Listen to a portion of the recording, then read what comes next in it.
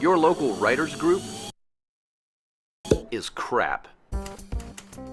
Stop burning off your free time in the presence of introverted do-nothings. Instead, join the Gosslings Writers Group live stream and podcast. The Gosslings, a digital gang for writers. Writers who actually write stuff, who use typewriters. Writers who name their pit bulls Hemingway. Writers who write all the people who've ever offended them into their stories, then murder the shit out of them. The Gosslings. We don't always act pretentious, but when we do, we wear f***ing ascots. Welcome to the Gosslings. Write like a man. Use a typewriter. Yes. Yes, baby. Welcome, everyone. I'm Jonathan. I'm Nick. And we are the Gosslings. And I will let Nick do the intro on this one since we're so excited. I might pee in my pants a little bit.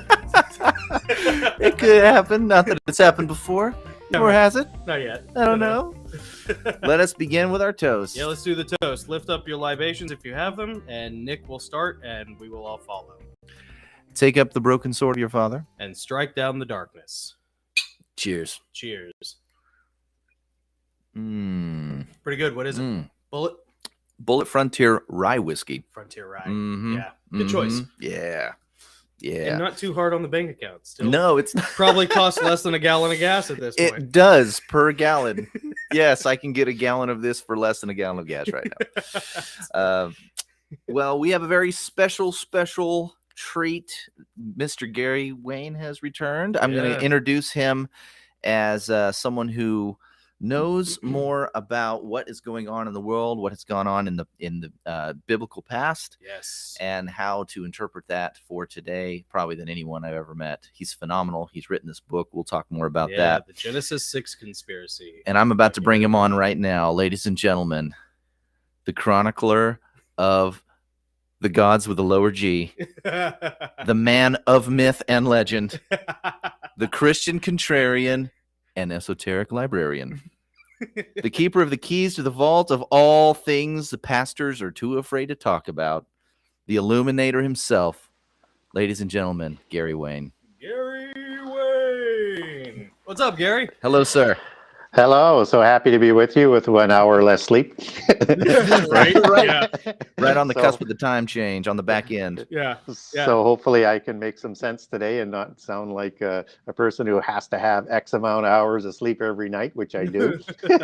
Yeah, me too. Well, you don't look like you're suffering in any way. You look like you've had the ample amount of coffee, the required amount. And so, no, I wouldn't have known if you hadn't said anything. Yeah, hale and fresh. There was definitely an extra large cup dose down of coffee today. There's no doubt about that. I think I mentioned it in the email. I'm pretty sure, I'm convinced that that daylight savings time must be part of Nephilim culture, because there's no way taking an hour of sleep away from us is of the Lord. You know, it's part of that fallen angel technology. It's like Hegelian dialectic that, you get an hour here, but we take an hour here. Yeah. Problem, reaction, solution. It's kind of like having them withhold from your taxes. Oh, we're going to give you more when you file. We'll give it back. Yeah, it's kind of akin to the deal with the devil. Yeah, for a short period of time you're going to like it, but then it's going to be really ugly when I come back to fulfill the contract here. So. Yeah, for sure. Well, Gary, you have an awesome website. You have an amazing book, The Genesis 6 Conspiracy. You've been on a ton of podcasts, ton of live streams. We're always honored to have you. Your book, The Genesis 6 Conspiracy, is probably, at least as far as I've seen, the definitive compendium on, I would call it Christian esoterica, but how would you describe the Genesis 6 conspiracy for people? Well, it's certainly unlike any book you're going to find on the marketplace. And there's a lot of book out there about giants. There isn't, I don't think, a book out there that connects all the sort of different aspects about what other people in terms of civilizations and religions believe about them, and how that sort of intersects with what's told in the Bible, and how the polytheist religions and mythologies view that and through their polytheist lens, and bring that together so that you can understand what's going on in the Old Testament and then sort of link that into prophecy to a certain degree. So what I like to say is it tells sort of the most complete story, maybe not the deepest story, because I have another book that's going to come out that's totally devoted to the Christian side, because what I learned throughout talking on talk shows and taking questions and receiving social media and emails, and I spend 3 or 4 hours a day just answering the social media for people who have questions. So don't be afraid to get a hold of me if you got a question or looking for a document. I will get back to you. It might take a little bit of time, but I will get back to you. But what I learned from that is they wanted to know how much more is in the Bible about giants that maybe I left out because I took out like 350 pages on the first book to get it down to a size to be published. And how does that connect into prophecy more? And so that's what this book is going to be all about. And people are absolutely looking for more information. And there's so much more information about prehistory in the Bible than what most people think, and so much more about prophecy. And you would think they were very, very small components, except they're the largest components of the Bible, because churches don't teach either. And so it's and if you don't have the context from what happened and where we're going, then it's really hard to understand the full message and prepare ourselves for not only the world that we live in, and if we are indeed in the fig tree generation, then what's coming. Yeah. Why do you think churches shy away from these topics? Well, the first thing is that they're taught not to teach this in seminary schools, both in the Roman Catholic Church and in the Protestant seminaries as well.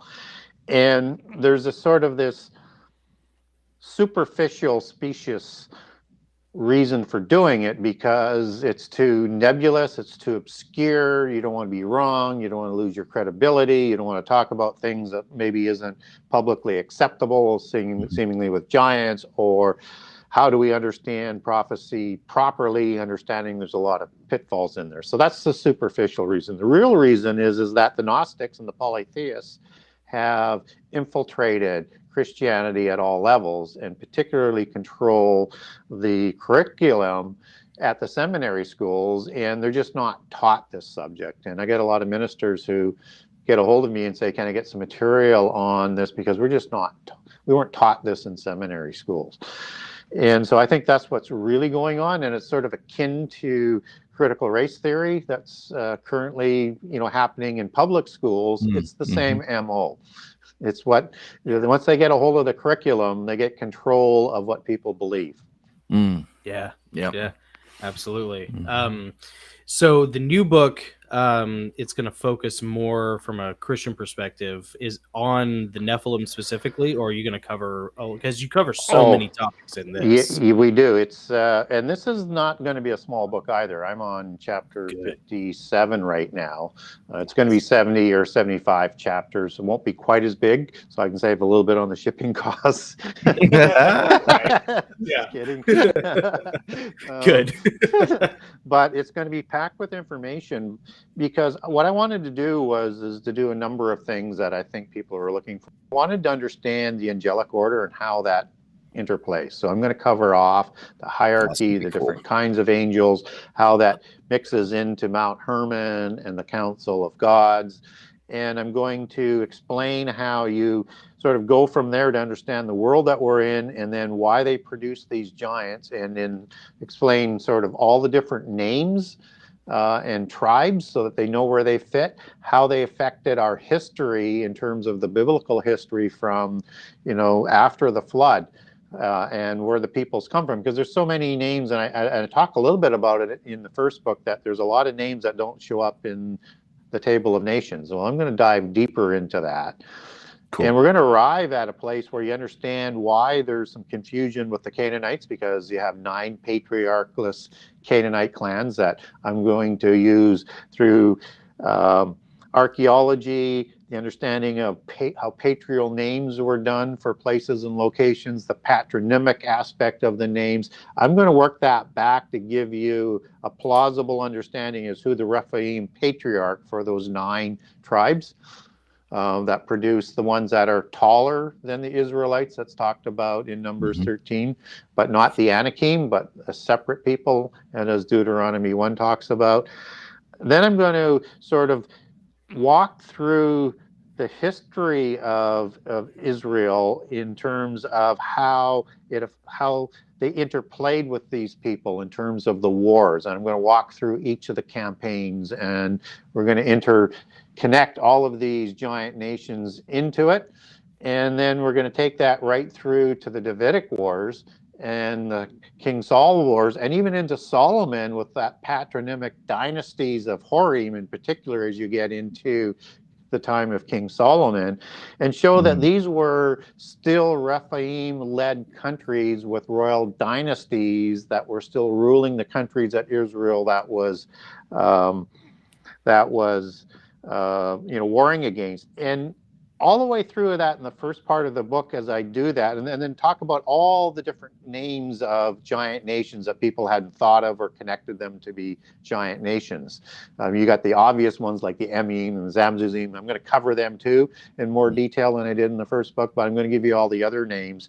And in those sections of the book, I'm going to connect that prehistory of that to how that fits into end time prophecy. So when I get into end time prophecy in the last couple of sections of the book again, I'm going to roll that information forward so that you can understand the language of end time prophecy and how you can sort of connect who these bloodlines and descendants are as it talks about these royal families in the end time and how we can sort of take that back. And the difficulty is that the New Testament was written in Greek as it was copied down as opposed to Hebrew. So, words like Gibborim don't automatically just show up as Gibborim in Greek. So how do you get back to those root words that the Jewish people who were the disciples and the apostles at that time, right, would have understood those peoples and those bloodlines. And so I'm going to connect sort of all of that back. And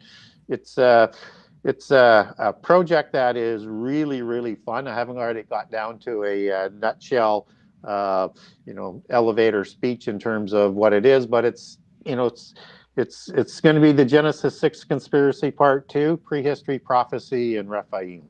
Nice. I was going to add. Yeah. Is that the title? That's the title? Genesis 6 Conspiracy Part 2? Yeah, that's how I want to brand it and do it off the same website. And cool. And what I didn't want to be is I didn't want to be redundant in this book. So there's some obvious things that you have to do to make the premise for what you're talking about that's in the old book. But I'm presenting like 90% all new information. Oh, man, that's fantastic. Man. I cannot wait. Do you have kind of a timeline on when you think that might happen? Well, my problem is I just want to put too much in all the time. So do it. Do it. I wanted it out for January, so I'm already behind that. I'm still trying to target it to have it in the publisher's hands by the summer and have it out, in the summer or certainly before Christmas. But I'm gonna make sure it's under 75 chapters and get it done, because you literally almost write forever on this stuff. So right. Yeah. But when you get into like the War of Giants, I mean, there's just so much material in that in Genesis 14, and people don't make those associations and how all of those peoples and those names, where they came from, and what's that sort of connection into what happens in the time of the Exodus. And so it's just so much fun that I just love doing the research. And it's going to have a pretty impressive bibliography again, but again, only enough of the outside stuff to do what I have to do in there. So most of it's going to be like using some really good sourcing for backup information and sourcing that comes out of like Ellicott's commentary or Strong's Cyclopedia, which is the original. These are all 1800 encyclopedias on the Bible, and using Strong's. I do a lot of taking the word back to Greek and Hebrew and explaining the word to people so they get the full context of that word in English and why it's important to understand for understanding prophecy, for understanding polytheism, for understanding giants, fallen angels, and what's going on in terms of that sort of. Do you find that the older encyclopedias and concordances, 100 years old or more, do you feel like they are meatier, richer? Do you feel like the newer stuff has been maybe scrubbed clean of some possible definitions? Scrubbed clean and not as much meat on it. And they all are using the same sources. They just condensed it down. And so, I mean, I love Unger's Bible Dictionary and Nelson's Bible Dictionary, but they're all sourcing from, Strong Cyclopedia. I mean, they're just not putting it all in there. So you're going back to the source to get the full definition, right? As best as I can, yes, because I think it's important that people, because the Bible would be a lot bigger if the English translators either wanted or had the ability to translate the fuller context of the word. Instead of trying to use one word, use more words to explain the full meaning, right? And you have to be careful too, because it's got to be, once you start doing that, then you have to be careful you're not running into contradictions in other passages. And in each Greek word and Hebrew word, they can have several meanings. So it has to make sense in the narrative and the sentence that it's in, and it also has to be consistent in terms of whatever else you're adding in there for the fuller explanation is consistent with what would be translated and written elsewhere in the Bible. So it would be a big project, but the difference is the Jewish people understood the Bible or would have understood it being documented into Greek, is they understood those words in the larger context. And it was just sort of understood that people understood that context. Yeah, nobody owned, and what's amazing about that is you didn't have every Jewish family with their own, copy sitting on a shelf at home. In different translations. They went to the synagogue, and that's where the scrolls were brought out and read to people. Yeah, and they still had a more contextual, tighter understanding of what was going on.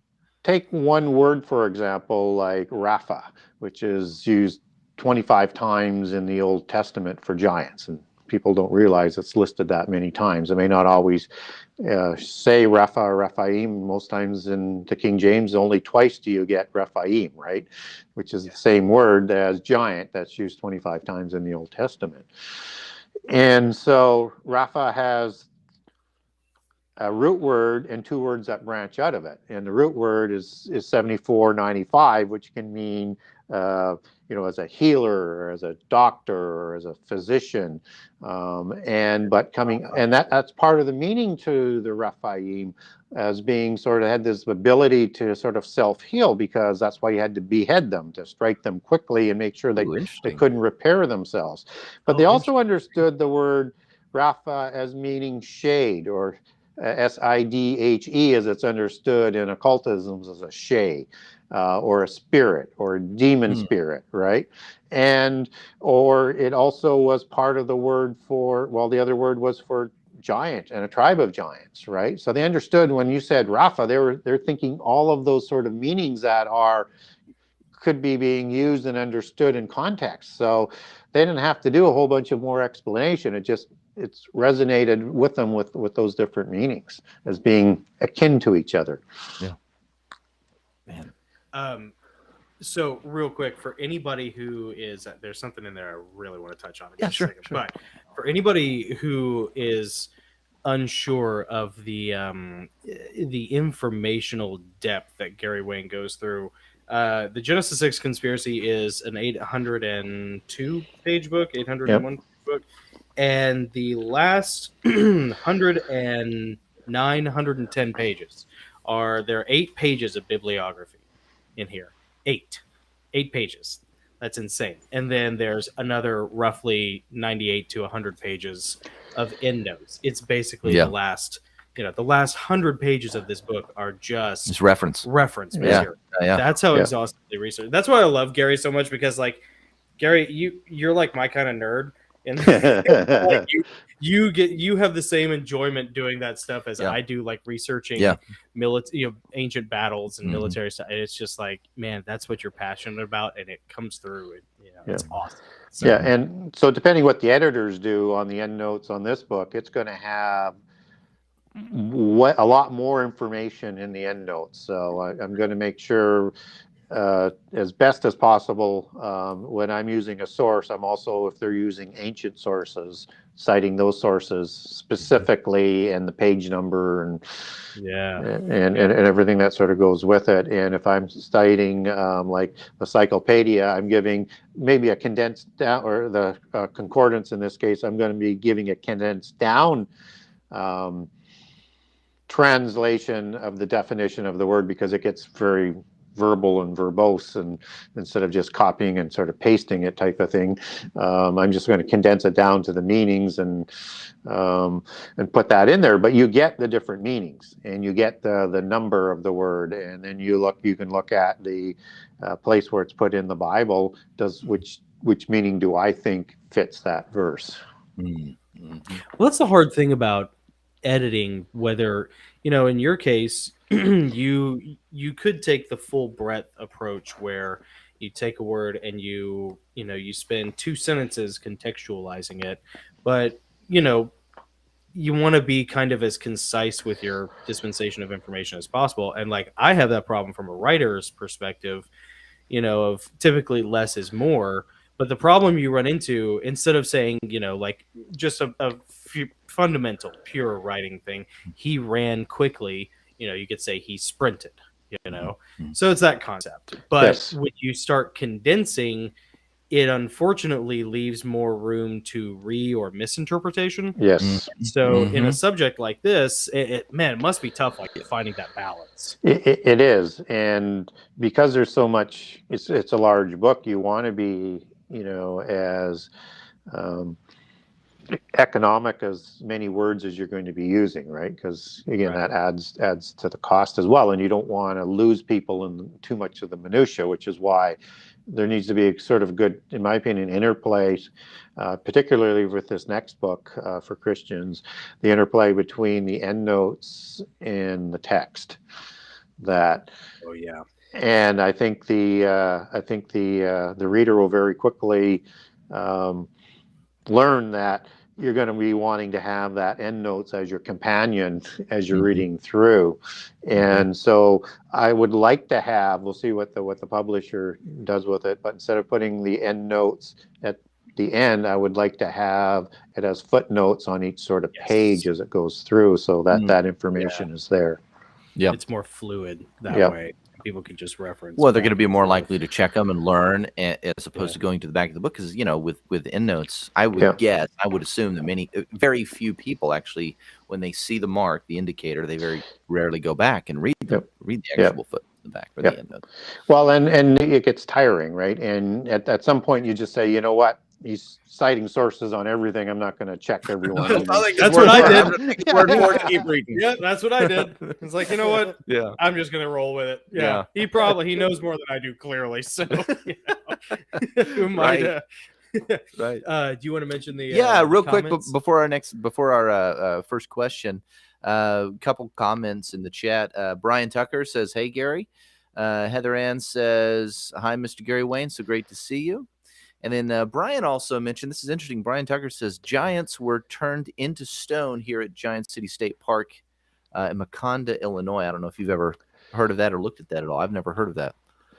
Well, I've not seen those, but in First Nation history, and particularly prominent in Central America with the Quiche Maya, it has the giants in a couple different sort of versions. One where they're created from the stones, and then one as they're getting rid of them, they're turned back into the stones. So there's obviously some sort of connection there throughout North America with that sort of understanding of what happened to the antediluvian giants, because this happens at the time of the flood, as opposed to the other, and typically all red-haired giants that show up in First Nation, Central and South American mythology after the flood. That's typically associated with the White Snake Clan, let's say, as the Hopi would call it, who came from an island, which is thought to be Atlantis, as you sort of connect some of the dots on that. But there's this white snake clan of giants that show up after the flood that's sort of common throughout North and South America, and they seem to be the Aboriginal peoples right after the flood. Really? Okay, so we're gonna I'm gonna dovetail totally into something else. Yeah. Because it brings up Atlantis.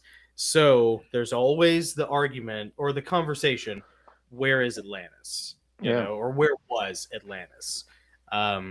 If there is this diaspora of Atlanteans that happened after the cataclysm, is the cataclysm the flood?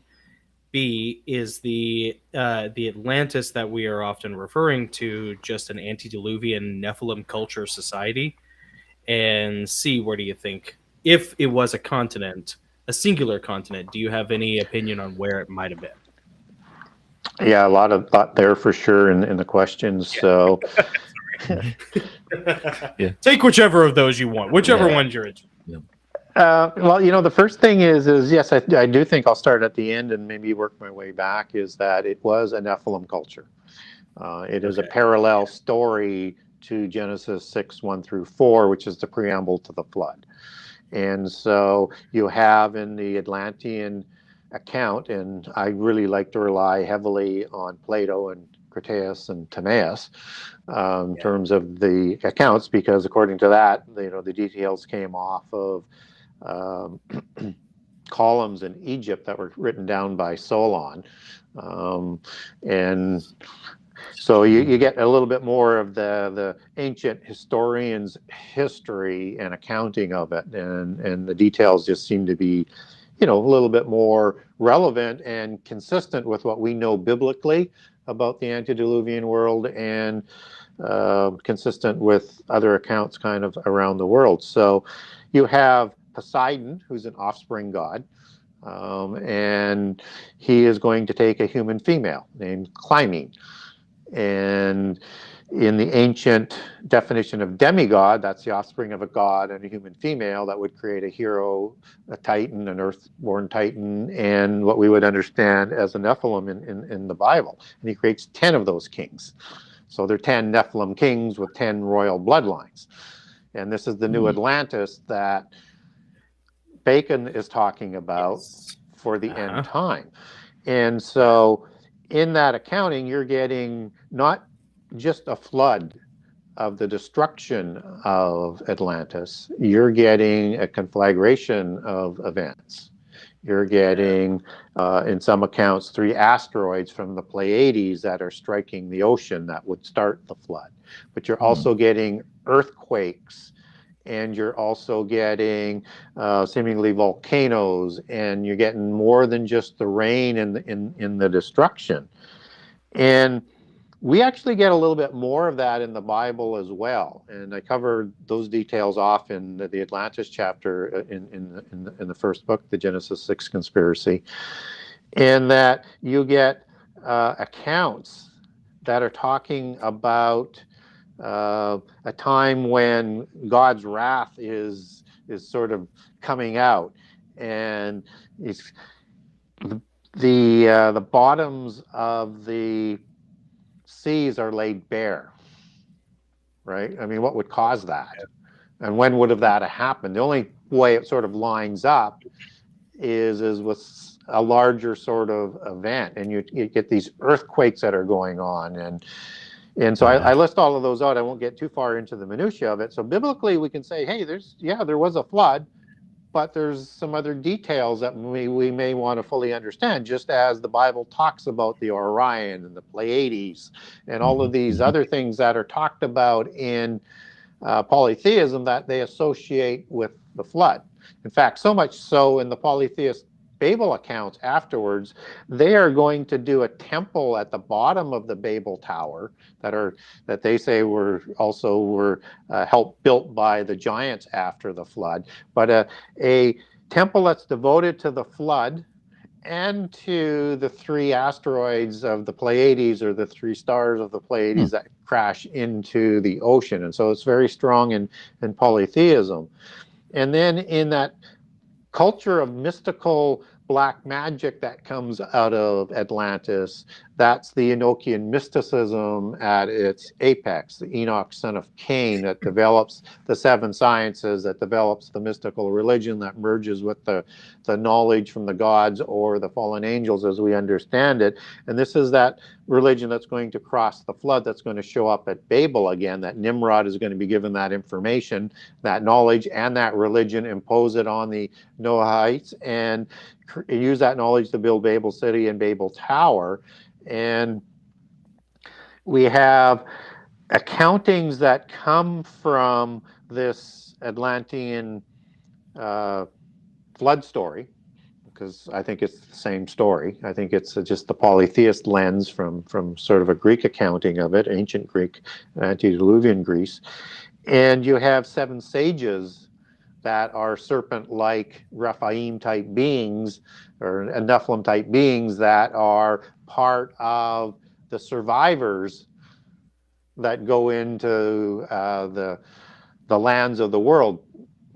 Individuals like Quetzalcoatl or Osiris, as they connect back into it, that re-educate the survivors after the flood, because in the polytheist version, giants and humans survived the flood, and in many places around the world, not just the Noah story. So they have this accounting on all provinces. So you get these seven sages that show up in Egypt. You get them in the Popol Vuh. You get it in the seven sages of India, and it's all sort of part of that sort of how this knowledge crosses the flood from one aspect of it. And the other aspect is the secret societies, that the bulk of the knowledge is found by Hermes hidden underneath the pyramids, right, in 36,525 books in 9 vaults buried beneath the Great Pyramid.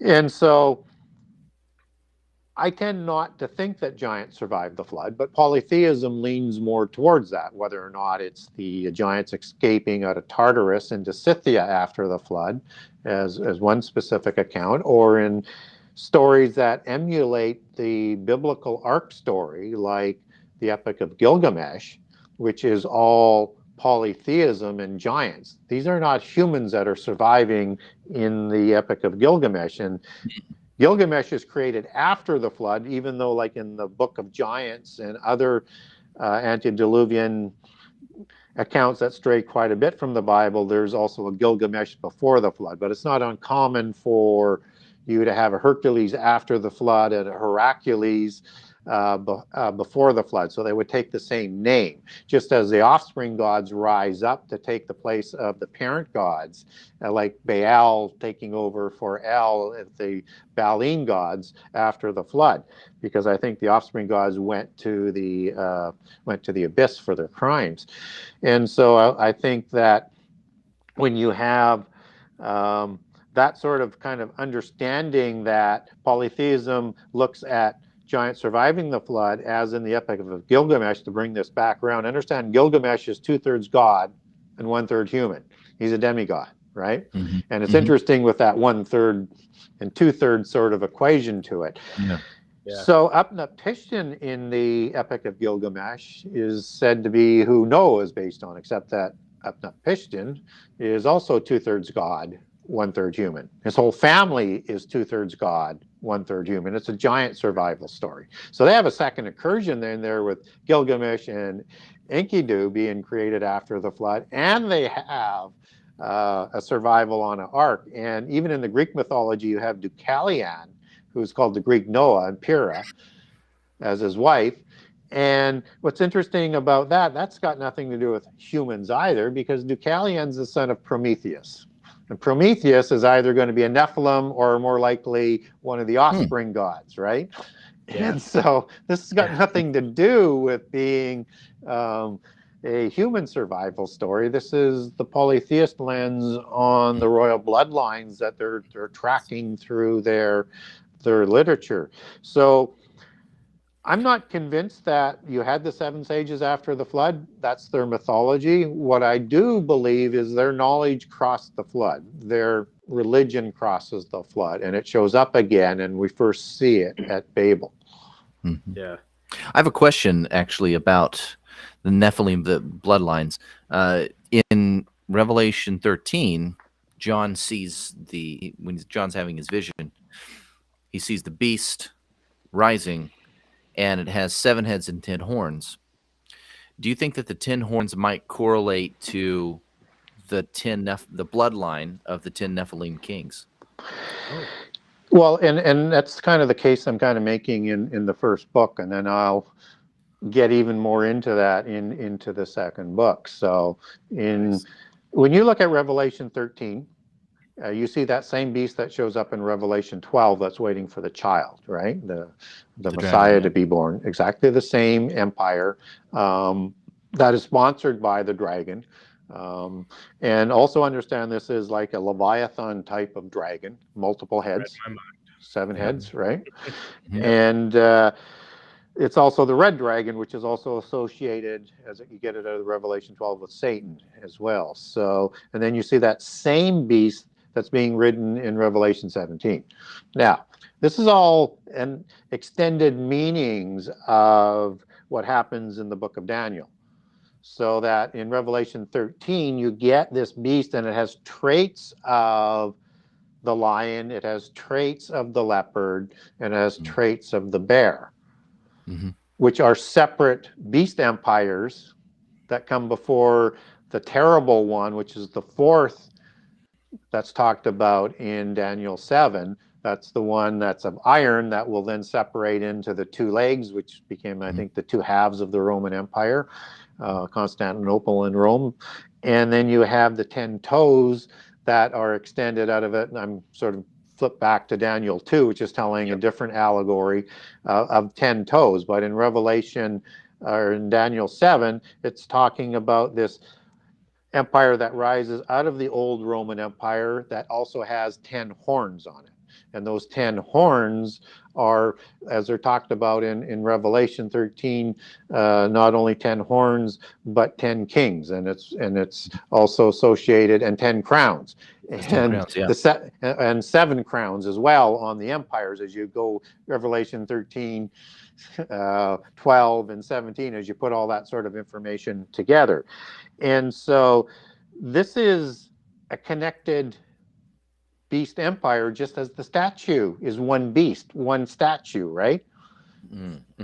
Right? So, and it's all sort of fitting together in sort of the bloodlines, right? And so in Daniel 2, you get this interesting passage in Daniel 2, 42 to 43, as I recall on the verse, where you have this 10-toed empire, which is the 10 kings, which is the 10 horns, that they will mix with their seed with human seed in the end time. That's an absolutely bizarre sort of understanding. And that in Psalm 21, verses 19, 20, and 21, as I recall, it talks about the time of the wrath. And that at the time of the wrath, there's going to be a reckoning to this fruit and to this seed that's on the earth, and be removed from the children of men. So there's a separate race that's being talked about. And I think that's where these 10 kings come from in the end time, is that they are descendants of the Rephaim after the flood. I'm open to the fact that there could be Nephilim that are in clone bodies or whatever that are going to be part of those 10 kings. But what we do get that we can put our hands on for sure is that the royal families have genealogies that take them back to these beast empires, right? Yeah. Oh, and and so I think these are the descendants of the Rephaim that are going to make up this 10-king empire of the end time. So when I look at the 7 heads, that's the 7 beast empires. And those beast empires are the empires that are associated with Israel. So Egypt is the one where Israel is brought into a nation, and then you have the Exodus. Assyria is the one that takes the northern tribes into exile for breaking the covenant. And then you have Babylon, who's going to be the empire that takes the southern kingdom into exile.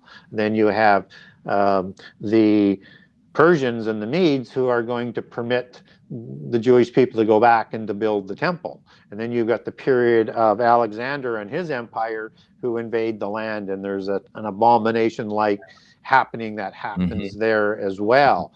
And it's important to understand the other parallel prophecy of the Greek Empire. And then you have the Roman Empire that actually comes out of the Greek Empire as the next one that is going to destroy the temple. It's the time of the Messiah and the crucifixion, and you have the exile of Judea into the rest of the world, only visible as opposed to the lost tribes of Israel. So the end time empire is going to be deeply connected to Israel and Judah as well, just as the eighth empire, which is Antichrist, will also be heavily influential on it. And it's interesting that Michael, he doesn't prevent the empires from coming about. He fights them. I think what he's fighting is preventing the Antichrist to come to power until he sits down, as he's described, sitting and then rising again at the midpoint of the last 7 years in Daniel 12 and the time of the war in Revelation 12. So I think when we look at how the beast empires are formed and who they are, we need to look at that relationship with Israel, because it's all about Israel and who's grafted into the covenant, which are the Christians. And you also have Daniel 8, which also has additional meanings to help us understand end time prophecy, and is also part of those 7 heads.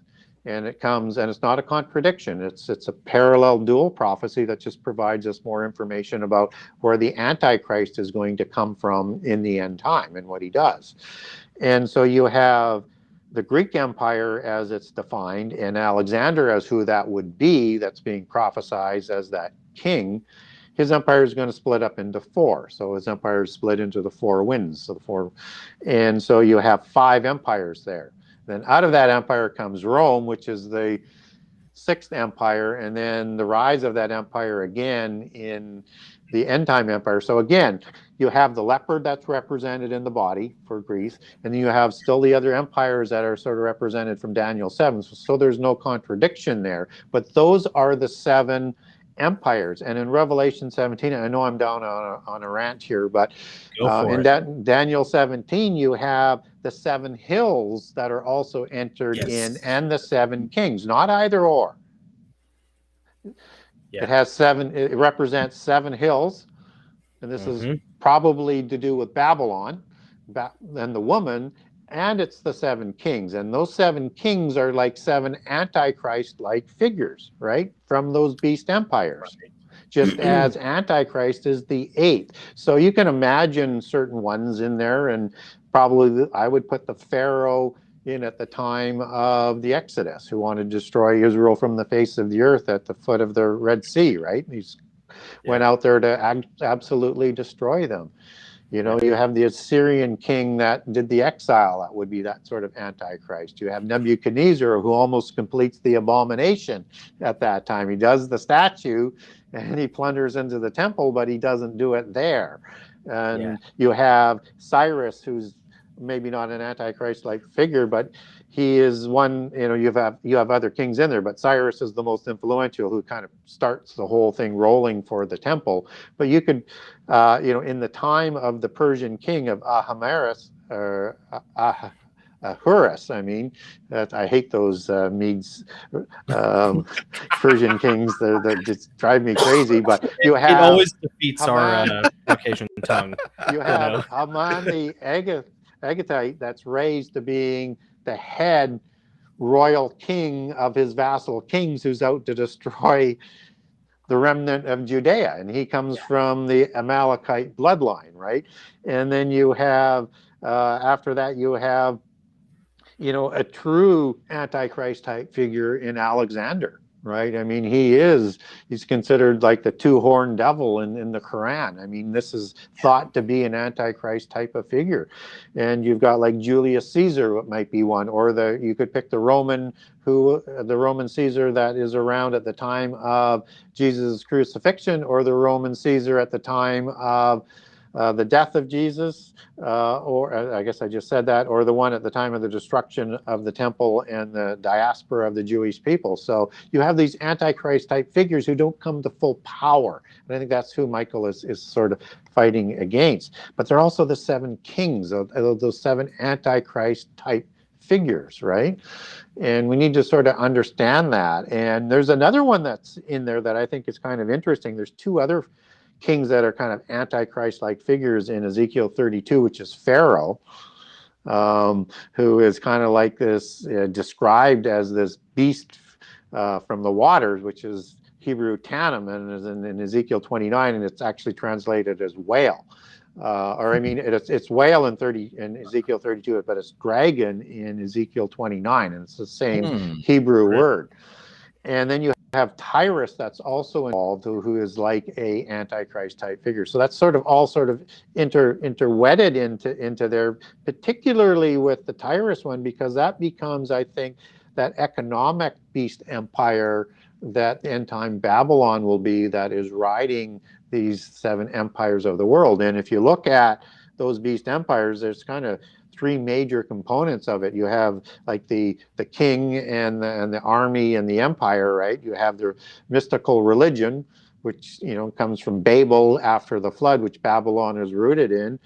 And then you have the power of its free trade and its commerce that is controlled. And what's interesting about Tyrus is that in Isaiah 23, you get an accounting of this destruction of Tyre that is described not only for the time of the prophecy and the time of Isaiah, and of course the Assyrian romp and rise to a beast empire, but it's also destroyed in the Babylon one.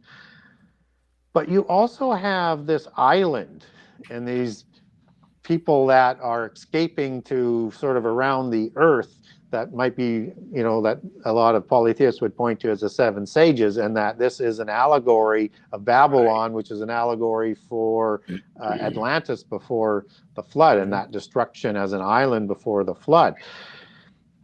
And so I think we need to understand those things kind of in context as to what's going on with that beast in Revelation 13, but that these 10 kings that come up, they come out of all of these beasts. They come out of the extension of the metallic statue. And I think the bloodlines that are talked about in Psalm, in the book of Psalms that I talked about, and in Daniel 2, are referencing this bloodline that are going to be part of those 10 kings who are going to rule the earth once Babylon comes to power and brings about that 10 king groups of nations, spheres of influence, empires ruled by 10 kings in the end time. Yeah. I know Nick probably wants to get to some of the cool comments we have in the chat, but I wanted to ask real quick, because it's kind of just a real short answer, I would assume. But you never know. You never know with me. So the 10 bloodlines, are they the ones that are all jockeying to have Yes. their bloodline be the one to usher in the Antichrist? Yes. Yeah. And I think that's why Jesus is warning us that there will be multiple antichrists, as he talks about in Mark and Matthew. And also in the epistles of John is talked about multiple antichrists. And Gog, as you take that back to Greek and Hebrew, it's understood as an end-time antichrist type figure. Yeah. That is probably fighting a counterfeit Armageddon battle that Antichrist will come to power on and take credit for winning. So, I think we need to understand it in those sort of terms, that what you will see not necessarily brought out at the geopolitical shuffling that's going to need to take place to bring about world government, and how it will go into the 10 groups of nations as, without coincidence, the Club of Rome, which was formed in the late 60s, their agenda was to move the world into the direction of the 10 groups of empires that they split the world up into at that point in time. And so it's kind of akin to how this is going to come about, to, if I could look at, let's say, First Nation tribes, which have the bloodline chiefs, And then of late, you have the elected councils, and they're all sort of jockeying for position, for power within those First Nations, right? And I think that's what is going on in the world today between the bloodlines of the Rephaim and the democracies that have come along. And there could be a mix of those kinds of kings in the end time. You could have some, the ones who have more pure descendant bloodlines. And then you could have maybe just kind of like some strongmen, right? That are going to be set up to run those groups of nations. And that may be what's being talked about in, the 2 legs that has the 2 feet on the 10 toes on 2 separate feet, that there could be that mix. And it could be similar to what Daniel 2:43 is talking about. Or you could see that split more as what we're starting to see from a China and Russia world order, that is going to have maybe 5 that are with them, and there'll be 5 on the other side, but there will be this sort of tenuous working relationship that is starting to rise. That's scary to think about. But look for the bloodlines to be ever more increasing as we get to the core of what's going on in the world today, whether or not it's in Russia or whether or not it's in China or it's in Japan. Look for those genealogies. So a good example would be President Xi in China. And that's spelled X-I.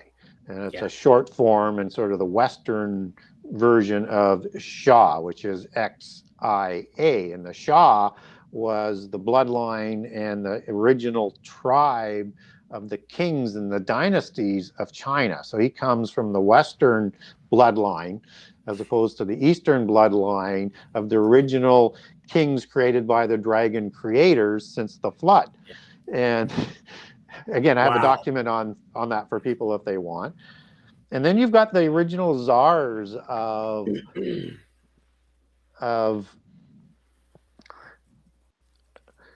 the Cossacks that originally settled in the area, sort of north and east of the Black Sea, that eventually went into Moscow and set up their kingships there at a later time. And those some people call them Tartarians, and they literally are connected back to the Cossacks and the Tartars, and the Tartarians comes from that. That area that is under attack today as the capital city is the original home of the original bloodlines of the original czars. And they were replaced in the 1600s with another royal bloodline, but by the Romanovs that people would be more familiar with. But what's interesting is about this original bloodline that's in the capital of that country that we were talking about, is that there's the leader of the Russian nation today, whose grandfather descends out of Kiev. Oh, really? Yeah, and his name comes out of nowhere in the 1850s. There's no Putin name before the 1850s. Oh, no kidding. So there was a royal bloodline of the original czars that were called the Putyanin. And in that tradition from there, that if they had children out of wedlock, they would not receive the whole name, they would give them a part name. Interesting. I love it. Oh, that's so funny. How do you find this? I've got a document on this as well if people want it. And people, if they want these documents, by the way, because I don't think we've ever really mentioned this, they can go to your website, genesis6conspiracy.com, and there's a section on there where you can contact Gary Wayne directly and request via email any of these documents. And the Yamamoto bloodline in Japan descends out of the Shah or the Li dynasty out of China.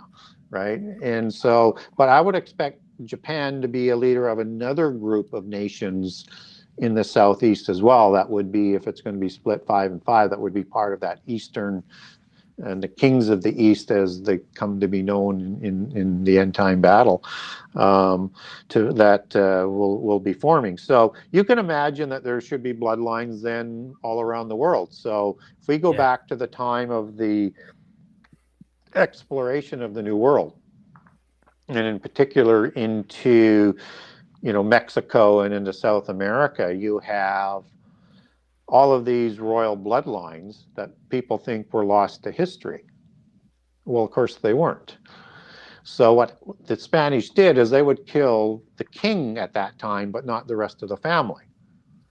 And by 1525 or so, you have a complete reinstatement of all of the rights of that family and bloodline afterwards. And then they start to intermarry with the Portuguese and the Spanish. So both of them work hand in hand to reinstate those bloodlines. They're vassal kings at this point, right? Vassal families, but they're going to intermarry with the bloodlines from Portugal and Spain. So you have families, I won't go through an endless list of names, but you have the Indiroca, which is thought to be the modern bloodline of the Incas, right? So you're going to have the Aztec bloodlines and the Matildas and many other families that come from Central America that have intermarried and are still sort of in that ruling class today that are going to sort of rise to control those end time groups of nations and empires. So I would look more in that sort of line. And so you could imagine then out of China, you've got, the Khans and the Singhs as two sort of predominant family names, or other royal families, but expect some sort of bloodline to rise to an India-dominated set of nations, right? I'm not sure what happens in Iran with with Persia, as they're known in the Gog War. That could be again that sort of intermix of strongmen and or bloodlines. So anyways, look for all of that as sort of what might be underneath the assembly of the 10 groups of nations that happens. And what is going on with that shuffling today, we're going to be seeing what's involved in the beginning of sorrows, which will get stronger. So you're going to have wars and rumors of wars, right? That are going to be working with contrived pestilence. You're going to be working with famine that is an outreach of wars, and you're going to have the natural disasters, which won't be. There'll be contrived earthquakes that will also cause pestilence and famine, and they'll be working together as this gets stronger. Even and it's going to seem like Armageddon is upon us, but it won't be yet. Even so much so that what happens in Revelation 6, when there's only 25% destruction. So we'll have this destruction before in the time of the sorrows, and then we get this destruction in Revelation 6 that is 25% of the whole world and the population. And it's the same catastrophes, and they hide in caves at the end of Revelation 6 because they think it's the day of the Lord. But there's 33% destruction coming in, and then the wrath bowls and Armageddon. So just wait. And Jesus is laying out all those events, wars and rumors of Matthew 24, wars and rumors of wars, earthquakes, so forth.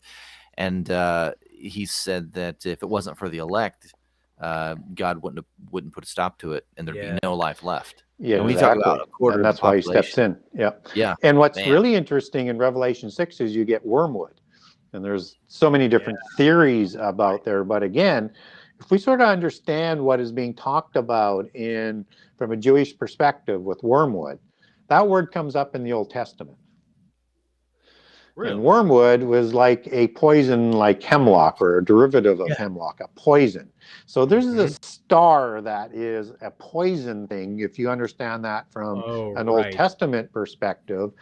And so you're talking about, is it like mass biological warfare?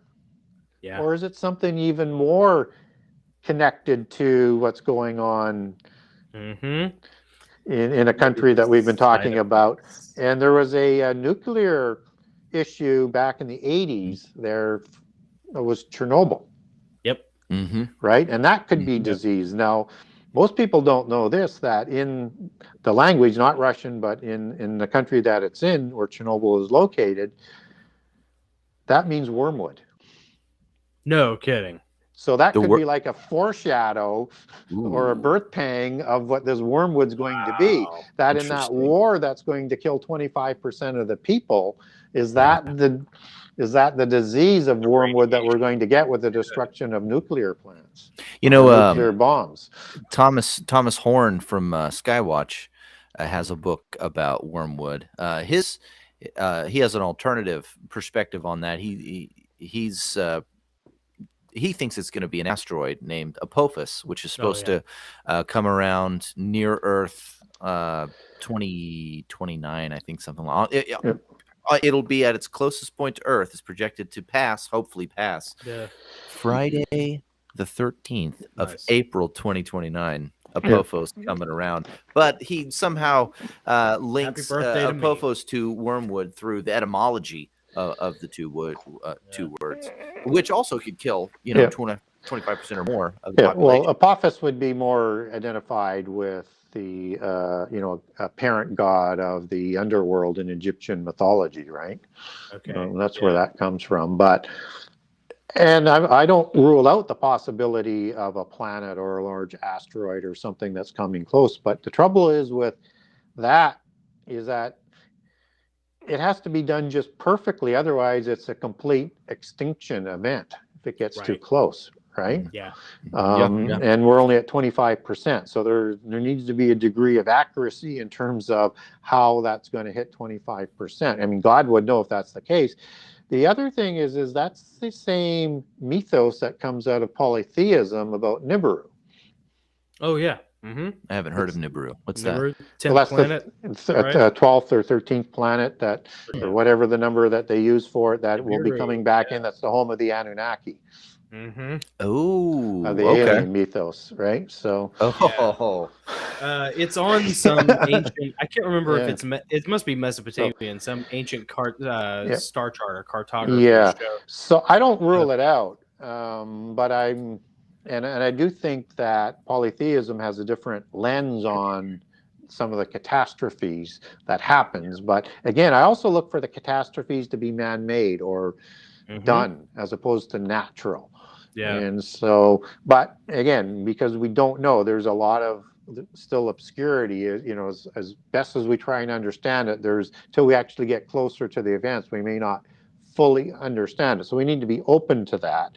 But I would lean towards the understanding of the writers of the prophecy who were Jewish with John and trying to communicate it in English the best way he could. Just as with Armageddon for the location, we need to understand it as his instructions are, as it's understood in Hebrew, that we get transliterated into Greece, that gets transliterated into English, which is not the plain of Megiddo, and it's probably more Mount Hermon. I'm going to cover that off from connecting to some research that's been done on that to Mount Zion, which is the other word for Mount Hermon, and it's the counterfeit Zion that is going to be established in the end time. I am fascinated.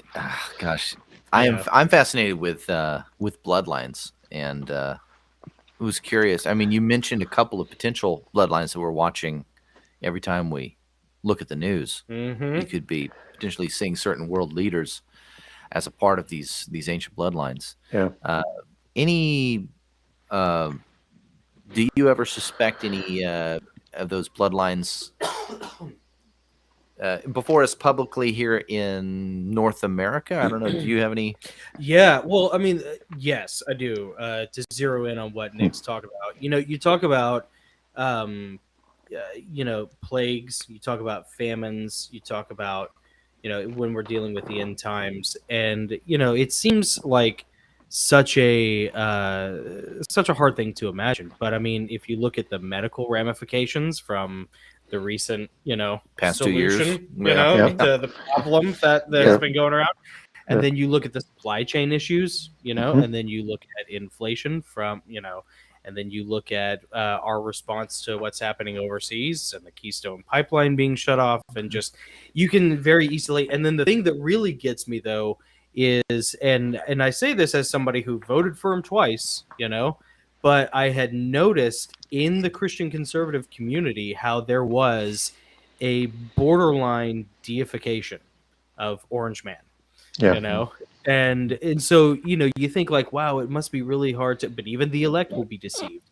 And I don't know if he was part of the bloodlines or not. We had a really good comment in there. Yeah. Well, that you know, mentioned- from I mean, I liked a lot of policies of President Trump, and yeah. I liked a lot of things that he did, but he wasn't anti-world order. He just wanted a larger role for the U.S. Right? Yeah.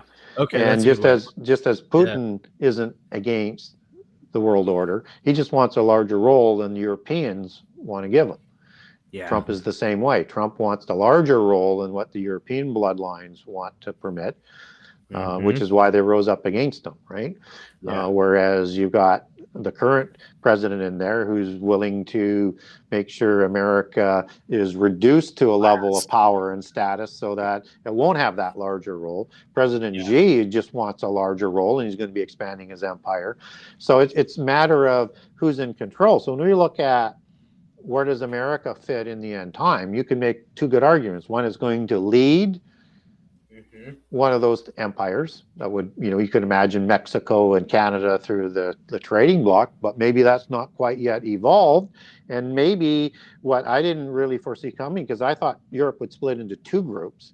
And I thought Germany would lead one, and I think that's definitely going to happen. And then I thought England and France would lead the other half. But I'm thinking now with the Brexit thing is that you have something else that's forming, and you may see Canada, Britain, and the US, and possibly even Australia with that alliance that Biden negotiated coming in as being one of that group. And if that's the case, and you're focusing on the bloodlines, don't look at the pseudo blue bloods. Look at the bloodlines that would be heading that, and that if the U.S. continues to lead from behind and not be a leader in the world, that you could easily see, not Prince Charles, but I think probably Prince William would be more likely, if we're in the fig tree generation, that will be the next leader that might be leading that group. And so, but I'm open to both, that it could be, whereas I always thought it would be, maybe one of the pseudo bloodlines of North America that comes to the top, or there's an extended bloodline that comes out of the Europeans that will be running that, but still sort of reporting back to the bloodlines of Europe. Do you think, and what you're describing, by the way, very much has echoes of Oceania from 1984. Yeah. Which ironically kind of has an Atlantean echo to it, so it's like, who knows how that's going to develop. But as far as Nick's question, we had a cool comment about Melania being supposedly tied to the Romanovs, which I think is interesting. But do you think that Trump is one of those bloodlines, or do you think that they hated him because he was kind of a usurper? Yeah, I think it's they really despised him from a lot of different aspects. So, there's not a whole bunch in his bloodlines that would show a lot of purity. But like a lot of the other presidents, there's some connections that his aren't quite as strong. But he was part of that left organizational structure as an oligarch, right? Mm-hmm. And he knew inside and out, for the most part, or knew enough from being from the inside about how they worked and what their strengths and what their weaknesses were. And so he would be fully armed, and I think he would have run in the Democratic Party, but they wouldn't let him. Yeah. So he switches from being a Democrat to a Republican who doesn't want him either. Yeah, right. But he's permitted to run, right? But so the base did. So when he comes up, I mean, he's hated by all the globalists that are part of the Democrats, and certainly progressive and further left is all globalist, and you can argue amongst the more central liberalists how much are globalists or not. But the established Republican Party is globalist and perpetual war, just as you have that same faction that's on the left. And so they were anti-Trump and lined up against him, right, as well. And so, but that doesn't mean he is like a Messiah type of figure for Christians, although he did Christians a lot of good. He was just trying to tear down his opponents. Yeah. Wasn't necessarily for the good of Christians. It was a beneficiary of it because he needs that power base to be able to do that from. Yep. Yeah. And a lot of the things that he did were bringing a lot of end time events together, like bringing the Abrahamic Accords for another group of nations that would be offsetting the Shia of Persia would be being formed, that might even include Israel within that sort of alliance, right? And so he also got Jerusalem established. So he was still kind of working there. I think he just wanted a larger role for the U.S. and a larger role for his family to ennoble their bloodlines going forward, or to continue to do so, and have a long-term play on the governance of the rising empire or group of nation or trading bloc, whatever you want to call it, that would be centered in the United States. Yeah. There's a great series of videos by probably Alexandra is her name, and she lays out, she kind of has an interesting worldview that, you know, there's the light side and the dark side, and the dark side is satanic, the light side is Luciferian, but there are no real good guys.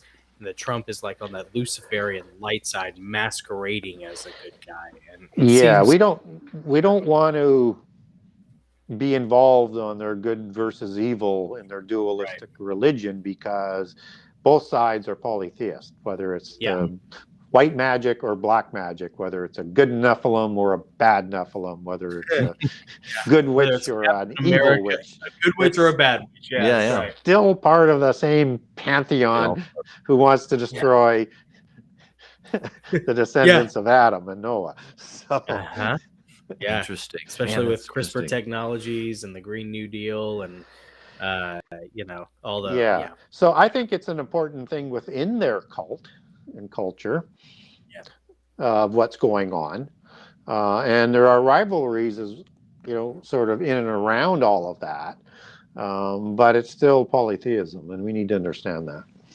I have a question for you. So I've heard the phrase Nephilim culture several times, and I wanted to ask you, what is Nephilim culture and how is it being propagated on us in light of current global events?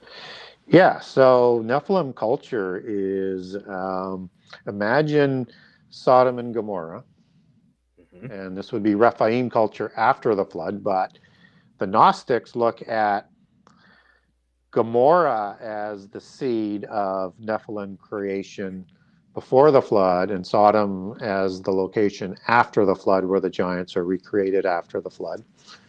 And that Sodom and Gomorrah, as with all of the cities of the plain, or most fortified city-state fortresses, were built on a hill, like on a ground, right? And they were called cities of light, shining cities of light. And to them, Sodom was a shining city of light that had burgeoning knowledge, had giants, it had polytheist doctrine roaming that included everything that we understand from a Christian thing that's probably not quite right, that would be going on throughout that sort of culture. It would have had sacrifices, it would have been on steroids. And you would have had at the beginning the Baalim in Sodom walking amongst them, because Baal is thought to be the parent of the Raphaim, or the Rapayu, as they're depicted in the Ugaritic text, right? And so just as it was before the flood, this is a culture that's Atlantis, which would be that shining empire that they want to recreate in the end time, where you had all of this unbridled development of knowledge, this polytheist, liberal, religious sort of understanding. Unless you don't believe in the pantheon, then they're not tolerant of you. If you don't believe in their religious doctrines, then they're not going to be tolerant of you. and that there's this understanding of this interaction with the gods, or as in the alien mythos with the ancient aliens, that was part of that daily sort of basis. So all of the horrors that you can imagine from Sodom and Gomorrah as an example after the flood, and from Atlantis and any other of those civilizations that's depicted in Lord of the Rings, or I'm trying to think of that show that was on that was really, really popular and was antediluvian based, and this was the different War of the Kingdoms and stuff like that. Game of Thrones. Game of Thrones, yeah. Yep. With that, okay. That would be that type of culture that they're talking about, and it's important to keep that in context with one of the overarching signs to the end time that Jesus provides, that it's going to be like the days of Noah.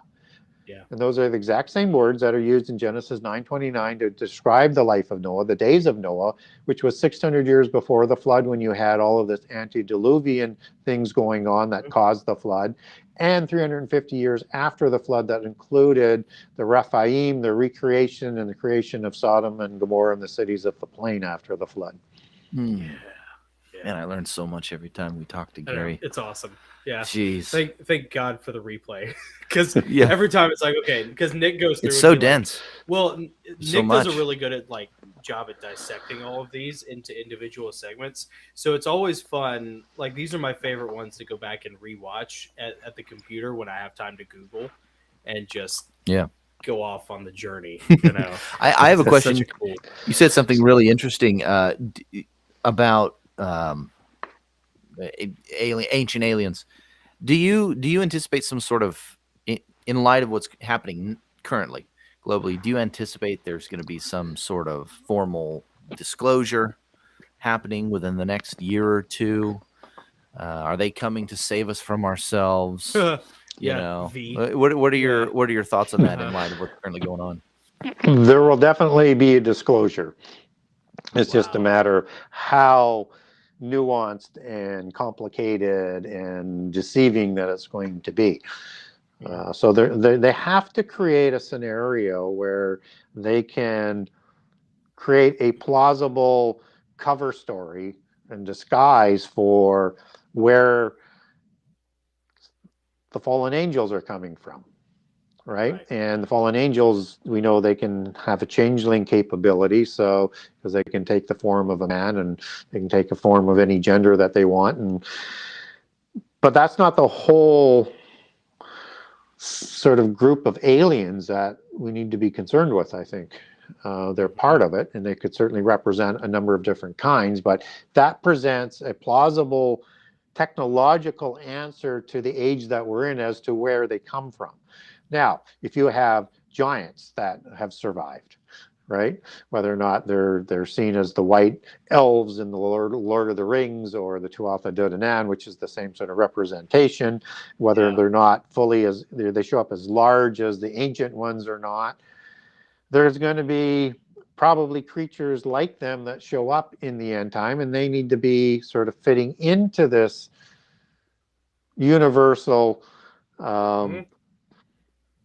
sort of Babylon, as in that science fiction show about Babylon and the aliens, and there's going to be this galactic table of these aliens that we're going to be asked to have a chair at the table at, but we're going to have to fight for it. So where do these other sort of aliens might come from? I think it's the creations of the fallen angels, like on that sort of understanding of the greater Nephilim concept. So you have the little people, right? You have, so like the gray aliens, well, where would they fit in? Well, they're identical in descriptions to the gray gnomes, who look after genealogies and technology for the demigods, and have flying machines that come through portals, fairy shays, fairy mounds, just like aliens do. And they kidnap people, and they do sexual experimentations on them. They send them back without memories, and they're trying to renew their genome and the ability to be able to reproduce. And there's three groups of the little people. Like, there's ones that make the weapons, like as in the Lord of the Rings, you have the dwarves that lived in the earth, and they make the weapons for. And you have, good-looking ones, and you have mischievous ones like the leprechauns. You also have another group, that's the fourth group, that's called the salamanders, which is a reptilian group. Which are larger than the little people. And then you have what happened to the Nakash. Did they save any of those serpents that were walking, talking, intelligent beings before all of that was taken away for deceiving Eve? And did they take them off-world or in another dimension through a portal or whatever? So I think we need to understand that they created a lot of different creatures before the flood, probably recreated a number of those after the flood, and that they're going to show up as being advanced beings that are in, like, Star Wars. I think it was Babylon 5 was that show that I was talking about, Yes, right? I used to And watch that good it all the versus time. evil There aspect were the of shadows, the dualism. and the it's like Valerians or something. The ones in the encounter They were suits. like the angels as we would know them, Yes, right? And he it came was out and this he looks dualism all fight between the white. same Dualism, light versus dark, yin yeah. yang. It's the same Yeah. story over and over again. And in the Star Wars version, this is the war that they want humankind to fight for, to win freedom away from the dark force of the world, or what's allegorized in Doctor Strange, where they're fighting the Dark Lord of the universe, and they want to win the Earth as that separate realm to be away from that Dark Lord, and they need to fight a battle to win that. And so they need to be able to make this case that we're one amongst many that are fighting the evil God of the Bible. Oh yeah, I've heard that theory before. Yeah, which is actually pretty common in like layman occultism. It's that. So roll that forward to these beings released in Revelation 9, sometime before the midpoint of the last 7 years. And you have the worst of the demons coming out from the sides of the abyss, and then you have the fallen angels that were the worst of the fallen angels and the impassioned ones that are coming out. And then you have them uniting with all the angels that weren't in the abyss. And you're going to have this war in heaven that's described in Revelation 12 and Daniel 8. Right. And some of those starry hosts from the loyal angels are actually going to be thrown to the earth and trampled on, as the Daniel account provides for us. Interesting. And this is going to be, will we see the war part that happens in another dimension where heaven is, where God lives? Probably not. Maybe, but probably not, because heaven is defined biblically as 3 different places. One's inside the firmament, so from the sun in, as I would understand that, and then outside the firmament, which is the rest of the universe, and then there's the place where God lives. Yeah. Right. And so are you saying that there are some angels that haven't fallen yet that will fall? Well, there might be. We don't know. What we do know is by Revelation 12, fully 1/3 will have rebelled. Right? And that's going to be at least 33 million. So, because there's 10,000 times 10,000, which is 100 million, could be an allegorical number, but it's going to be a large number of fallen angels. Not all of them are in the abyss. Only the worst of the ones went there. So there's still angels that are outside, and they could be the ones who would recreate the Nephilim and the Rephaim in the end time, because they know their time is short. So we may not see the war part in heaven, but as they're cast down and as they're being chased down by the loyal angels led by Michael, we could see that war above our our skies and in the space just outside the earth. And that would be very, very similar to probably the wars that are depicted in the Rig Vedas, with all of these powerful weapons and things that happen in the skies that they wrote down in their religious history. And I think that might have been reflecting the first war, the first rebellion, right? Yeah. And that the fallen angels lost. And so they're going to be with us from there on. But I think we're going to see, and they're going to need a cover story for what we're seeing above us if we're going to see any of that war. And then these ones that they capture, they're going to need a cover story for that as well. That's been the big debate in the non-Christian sort of new age panspermia kind of community, the alien community. Is that like there are the Pleiadians, the good aliens, and then there are the grays, or the ones from what is it? There's some sort of draconic star that so they've already laid the groundwork. But as Nick and I attest, all aliens are demons. That's right. Who cares, there are no right? right. Yeah. Who cares? Yeah, They're yeah. all gonna be, but they've laid that masquerading groundwork already. That there's gonna be some sort of cosmic battle over the soul and fate of humanity, and it's just like whatever. No, it's not. It's not gonna. It's not. If you're telling me it's aliens, I'm not buying it. I'm out. Yeah, I'm out. Yeah, I'm out. yeah, exactly. Yeah. Gary Wayne and I are gonna be in a cave somewhere. Yeah. So, well, in fact, speaking of end times, we have a little over a half hour left. So I want to make sure that Nick gets. I have so many questions. I want to ask. I want to talk about Lilith. I want to talk about Antarctica, Tartaria, the Fall of Solomon, all this different stuff. Adrenochrome, Colossus, and the Nephilim. But Nick had a really prescient one, a really relevant, topical one that he wanted to get to. And, in light of, we're both really interested in your opinion on this. Well, in light of one world government and what's coming, and the battle between the 1,000 points of light, all that new world order that's coming, I would be interested to know. So like with the fall of the ruble and the decline of the U.S. dollar, which is basically the reserve currency. Oh yeah, the global currency. What are your thoughts about a cryptocurrency becoming the currency of the new world order or one world government? Have you ever? I don't know if you've ever thought in the about fallout that. of. I mean, this isn't anything that you write about in your book. I realize. Nope. But I'd love your that's opinion because technology is advancing so fast. I mean, it's hard to know the end product of the mark of the beast. But what we do know is it's still developing, and all the technologies, whether or not it's quantum computing or it's AI and everything else that's going on in the healthcare industry, that's going to be sort of merged together.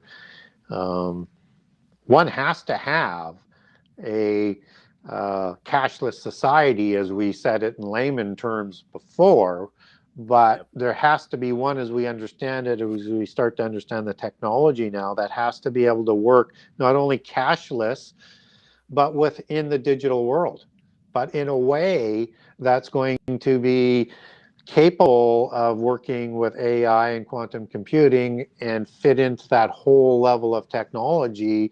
And I think this Bitcoin has been allowed to develop to sort of work the bugs out before they take it over. Just as you see the Biden government now talking about trying to move to control it where they never did before.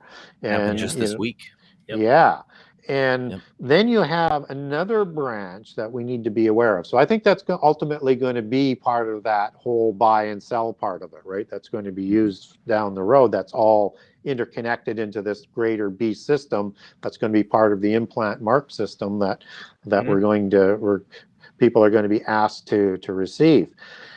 But there's this, and you hear about it now. I mean, you have the Swift banking and you have the Swiss banking, but it's the Swift banking one that people are really focused on in terms of how the U.S. monetary system sort of controls the world, which is sort of controlled still by the old money and the Swiss money in Switzerland, because all of the banking is there now, including the Rothschilds that moved there, that linked up with the money that went there from the Templars and to the Hospitallers or the Knights of St. John, who were already there. And then the Vatican money, once they got a hold of the Vatican Bank through the Jesuits and I'm trying to think of the specific order that was founded that took over. Anyways, it was Borgia. I can't quite come up with the name of the order right now, but he was a descendant of several of the popes, right? And he's of royal bloodline. and he's the one who funds the Jesuits, who then becomes the third Grand Master in 1570, takes over the Jesuits, and then he and the King of Spain work together, and they get control of the banking that they moved to Switzerland. So they got everything sort of there. That's still, the modern banking that we know it today, even though they say it's a little bit more recent. It's got right back to the time of the Knights Templar when it was being set up there.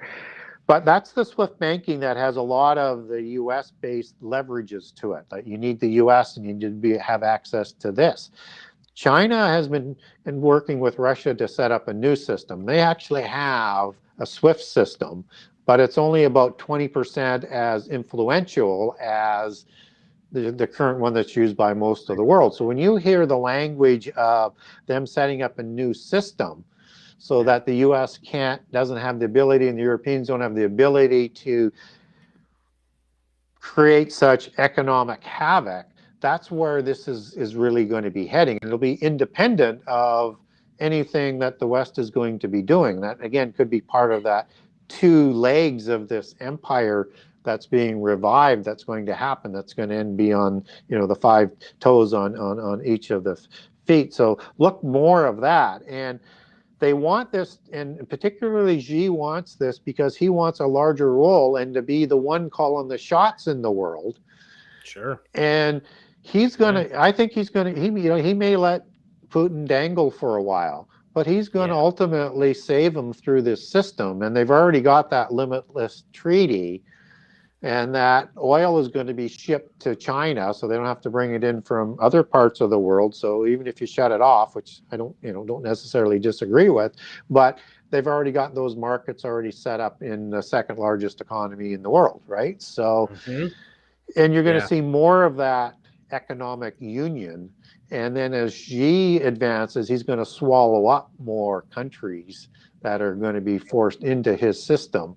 And then he's going to force Southeast Asia to be part of that. And that's why you see India standing on the sidelines right now in terms of what's going on in the war today.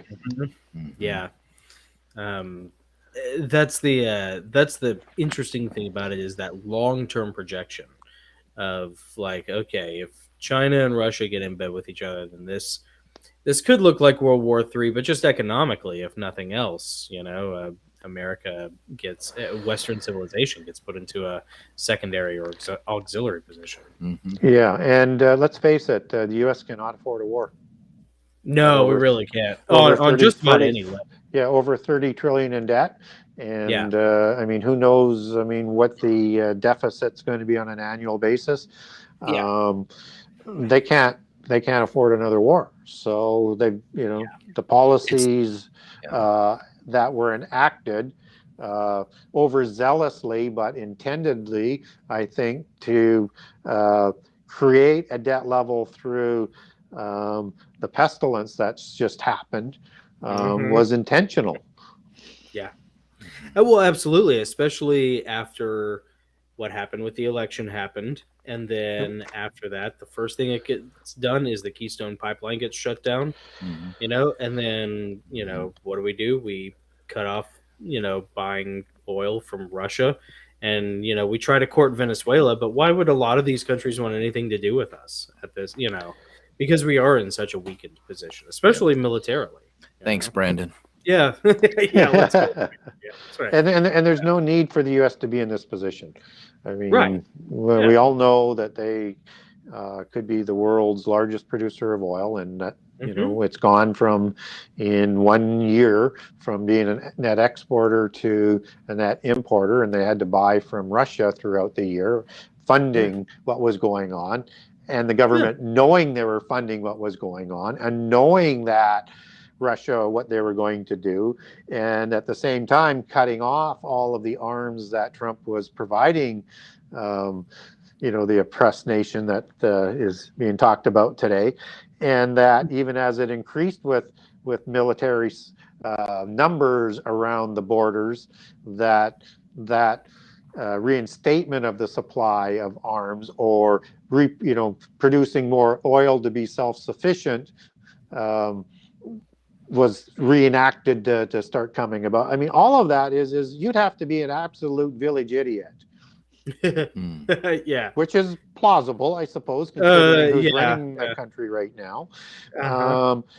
But I think it's by design that they knew this war was coming. Yeah. And they created the scenario to fund it, and then and I think they wanted the destruction. I think they wanted that. I think it's about the New World Order, and they're just painting Putin today because as this madman, because he's not doing it in the way that they want, but he was going to get some of this anyways. They just don't want him to get all that he wants, right? Yeah. They just want to sort of limit that, and that's what it's really all about. And it's how do you, if we're going to be moving into this new world order that's envisioned by the European bloodlines, that the U.S. has to be brought down a level significantly, how do you get there fast enough in the timetable that they want to bring it about in? You have to destroy the U.S. economy. And the Russian economy is not going to be destroyed. It's just going to go elsewhere. Yeah.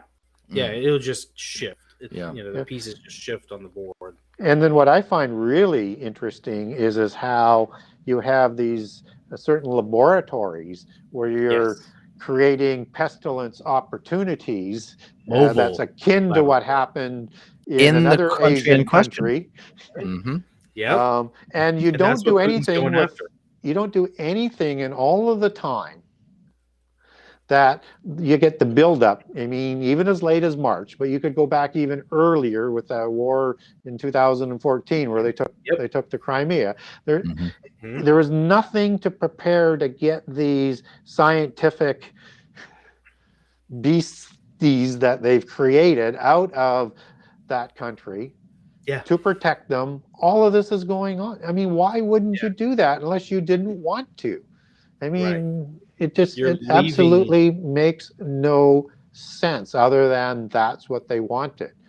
And so we'll have to see how this sort of all plays out. But Russia gets what it wants, but in a more painful way that they're hoping is going to affect it down the road from expanding as far as they want to go.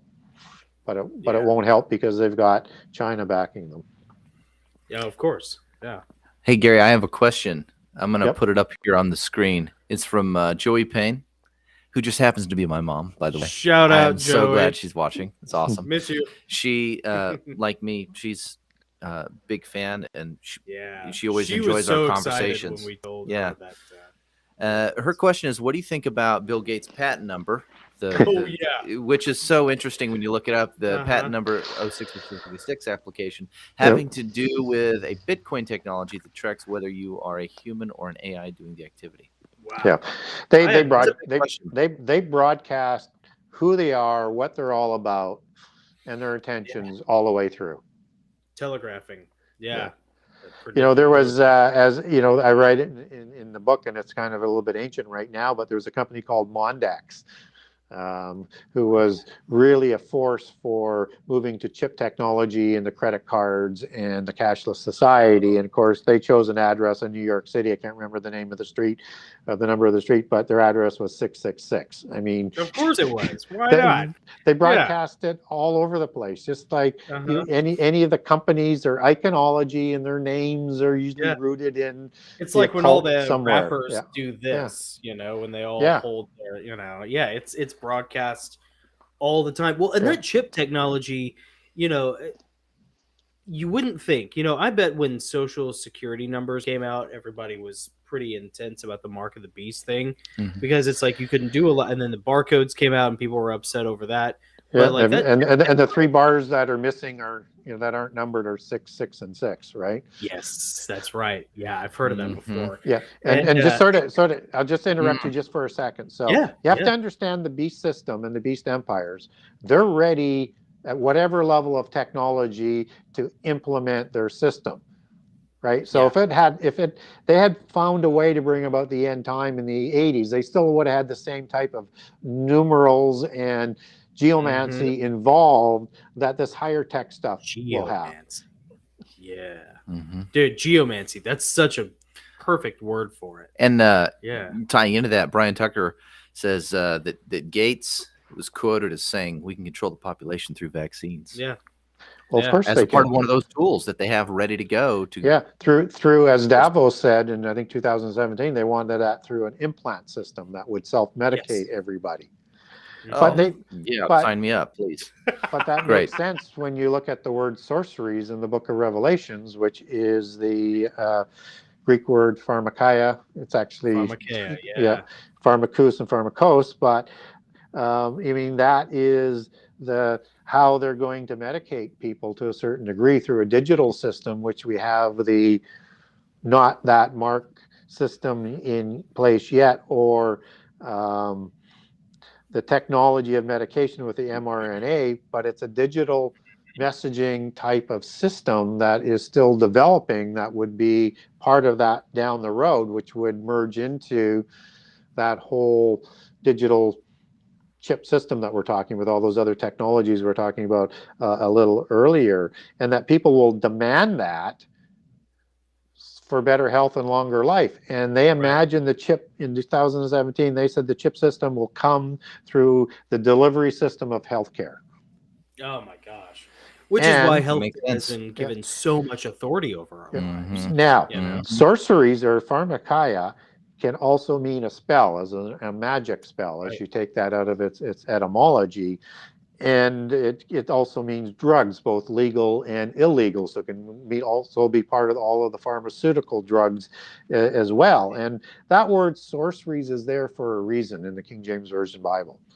Yeah. So the secret societies who created the Royal Society, which were the Freemasons and the Rosicrucians, that is the center of all scientific development and education outside the church in the West today, called themselves the last of the sorcerers and the first of the scientists.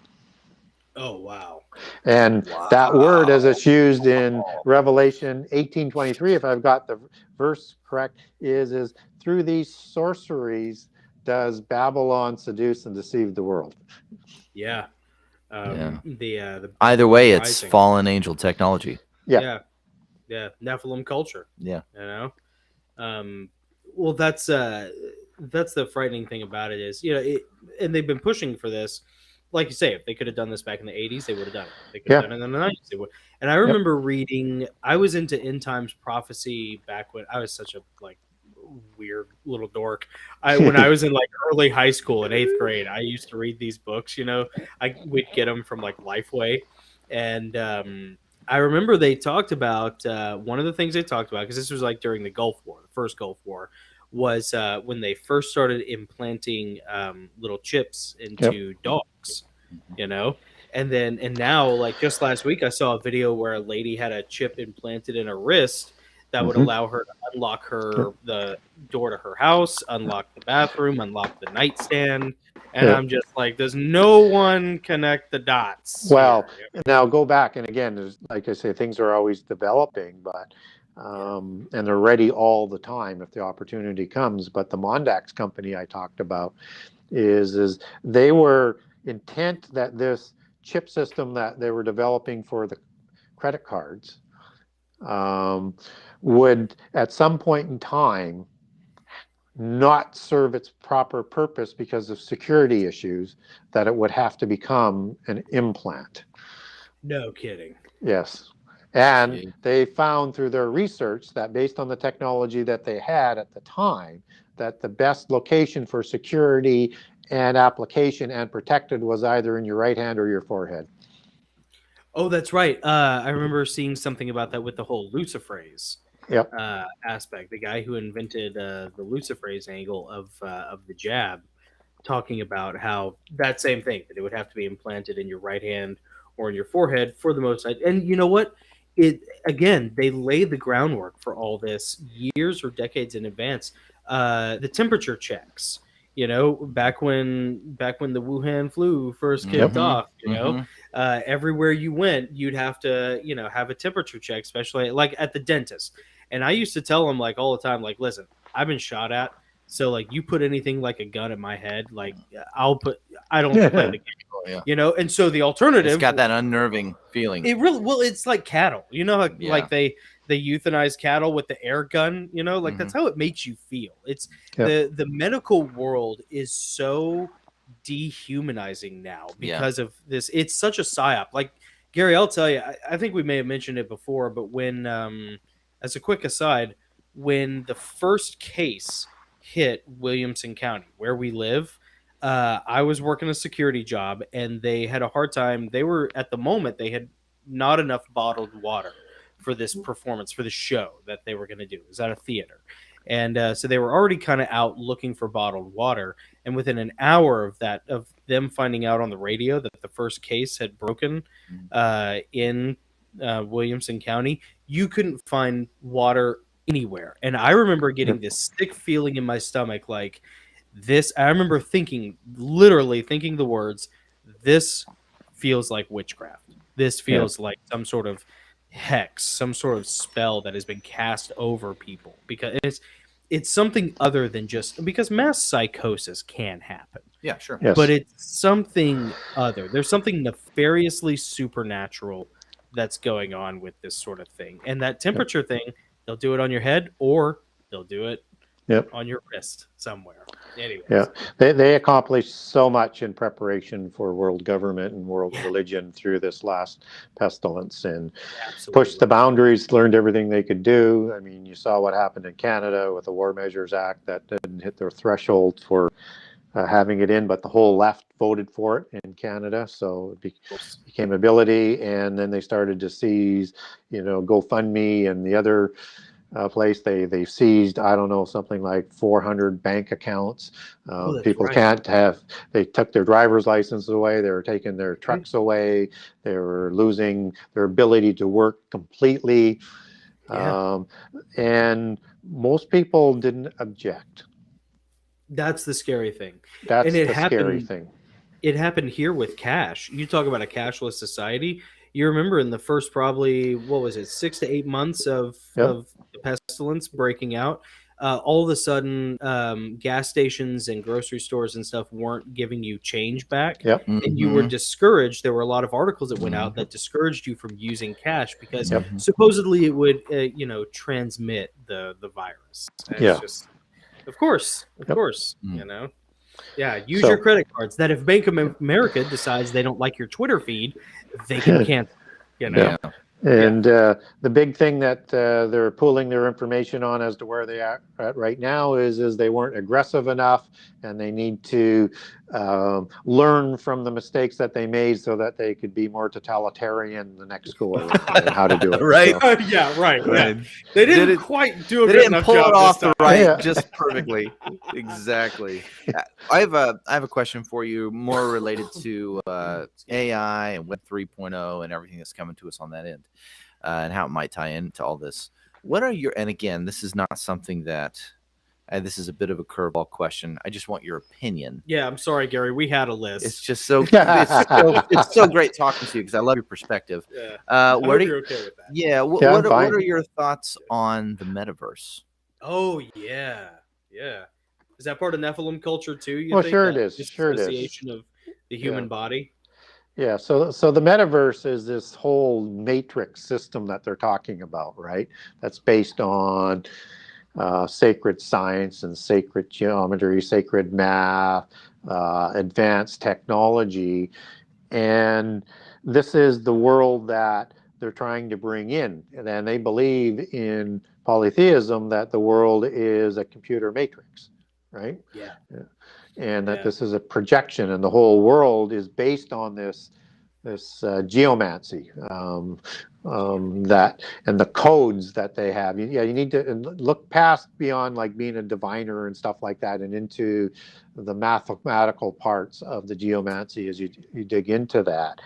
And that if we understand that that's what they're trying to do, and we see these things like a virtual world, they're just trying to recreate what they think is already here as a virtual world, right? And that this is control, and they're gods of, because they ain't gonna be in it. Well, that they control. I mean, that's the big thing of AI and silicon-based life forms versus carbon-based life forms, is that God created those, but we want to be God. Right. So what was the question again? Because I Oh, I'm sorry. Yeah, that was No, my it's fault. just My your bad. your opinion on the metaverse, and yeah. So that's what I was looking for. I couldn't quite get that. And so when we look at how they named it, it will tell you something, and that it is a short version. It might be an acronym of some sort, but that's not how they always work. So like CERN, they say is an acronym, but it's actually CERN was the god, which is a Pan type of god, an Azazel type of god, Satyr god, as at least in the degraded form in the Etruscan pantheon, which was there before Rome, right? Or Cernunnos, which is the same god in the Druidic pantheon. So that's not an acronym; it's the name of a god, and it's the name of the destroyer god, right? Yeah, that Azazel is, and bad Napoleon. So when we look at meta, I would look into Metatron.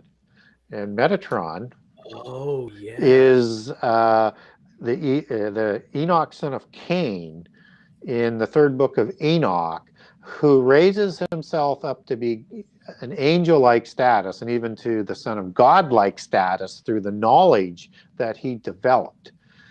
And his name was, they changed to Metatron once he became at that level. And Metatron is the name of the spirit that is guiding a lot of the scientists and the people that are working on a lot of this digital technology and providing the things that they need to develop it. So anytime you see meta, you need to be thinking in terms of the Nephilim fallen angel technology and knowledge, just as you've been talking about, because they're going to label it. So when even when Facebook changes their group company name to the Meta, that is what he's telling us is he's positioning his social media and his corporate oligarchical company is going to be part of that system that's coming, the beast system, and it's going to be a major part that they call the metaverse. I know it. Yeah. Yep. There's nothing new under the sun.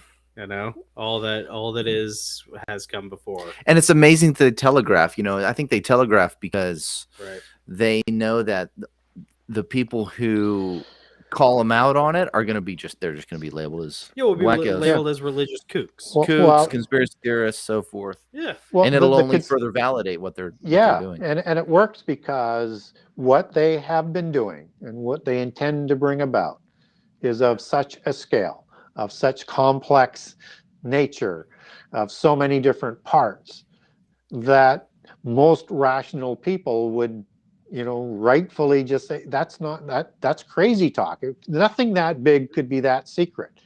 And they're right. They don't even try and keep a secret, or they hide it in plain sight. And they know that people have been brainwashed because they've been preparing them, that they know that they won't even have a clue what's coming at them, even though they told us. You're right. Yeah, they warned us. Yep. That's how they do it. They warn you every time, and all the answers are there. You know, the telegraphs are there. They're just all encoded, or they're slightly esoteric, or they're sometimes pretty blatant, like media.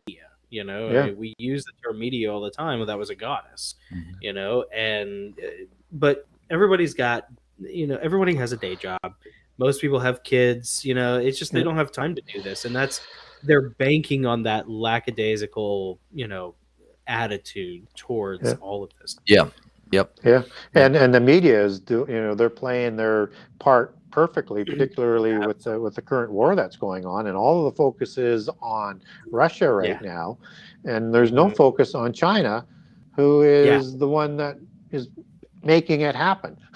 Right. And there's nothing, and he's watching it strategically because they play things from a lot higher level than the village idiots running our countries lately in the last few years. Brains. They're watching everything that is happening for their plays to come. So they get a chance to see how they should do it, and they'll do it better than what Putin has been doing. Well, and that's the fascinating psyop aspect of what's happening over there right now, is that here's one little country that, and it's not little. Here's one country that had no real bearing on most people's lives. It really doesn't matter um, for most people. But man, if you look at social media, if you look at the news, if you look at anything on TV, it's all stand with those guys, support those guys, protect those guys, and then they vilify the other side, but yet they ignore the fact that it's far more complicated than that. I mean, there were Yeah. biolabs that they were going after. Yeah. There's been a civil war for the past probably 10 years now, and the ever since people 2014, the Minsk Treaty was violated by the puppet government that was set up. Yep. And the majority of the people in the assaulting country, the offending country, they're destitute now. They don't want what's going on, but they're being vilified. Right. They're being vilified on Facebook. On Facebook, in sports. Did you see that, Gary? That and they're like, about, we didn't want to do this. Yeah. We feel, Yeah. Now they know how we feel. Now they know how the American conservative feels like. I know it's not my fault. And and take the two examples of the catastrophes. Yeah. One that begins in China, one that begins in Russia. You can't speak against or do anything to the Chinese, people-wise, media-wise. Oh, but you can do anything, against the Russians, and that's why when you see that much unanimity and focus, you have to start asking critical questions about the disinformation that we know our fake news provides us every day. They lie all the time, so we have to be able to weed through what's going on there. And this whole idea, that the president says, "Well, I knew sanctions weren't going to work anyways." Well, that's not what he said before, but they knew, and they didn't do anything to stop this beforehand. They were just trying to, I think, poke them in the eye to get them to do it. I mean, shortly before the war happens, you have the vice president going over there and working on, the policy of the White House, saying, we want Ukraine to join NATO. I mean, could you poke the bear anymore, so to speak? Right. Yeah. And they have been poking the bear for the better part of, I think, 5 or 6 years now, stacking their troops over there. That's why all that conflict is taking place on the eastern side. Yeah. And it's just, And now this poking of the bear that's saying that, well, we would let the Ukraine into the EEC. That's not going to happen. That's just making everything justified in Putin's mind. And I'm not defending Putin in any way. I mean, he should not be invading countries. He's an evil. But you know what? We got the same type of people running our governments. Right. Well, because it kind of is a puppet government set up by the Western controlling powers. And, and I've heard a bunch of crazy, well, I wouldn't say crazy because I kind of believe them, but a bunch of esoteric stuff about, Ukraine being like the sex trafficking hub of Eastern Europe. And Billionaires Playground. Billionaires Playground plays into that whole adrenochrome cabal kind of thing, sure.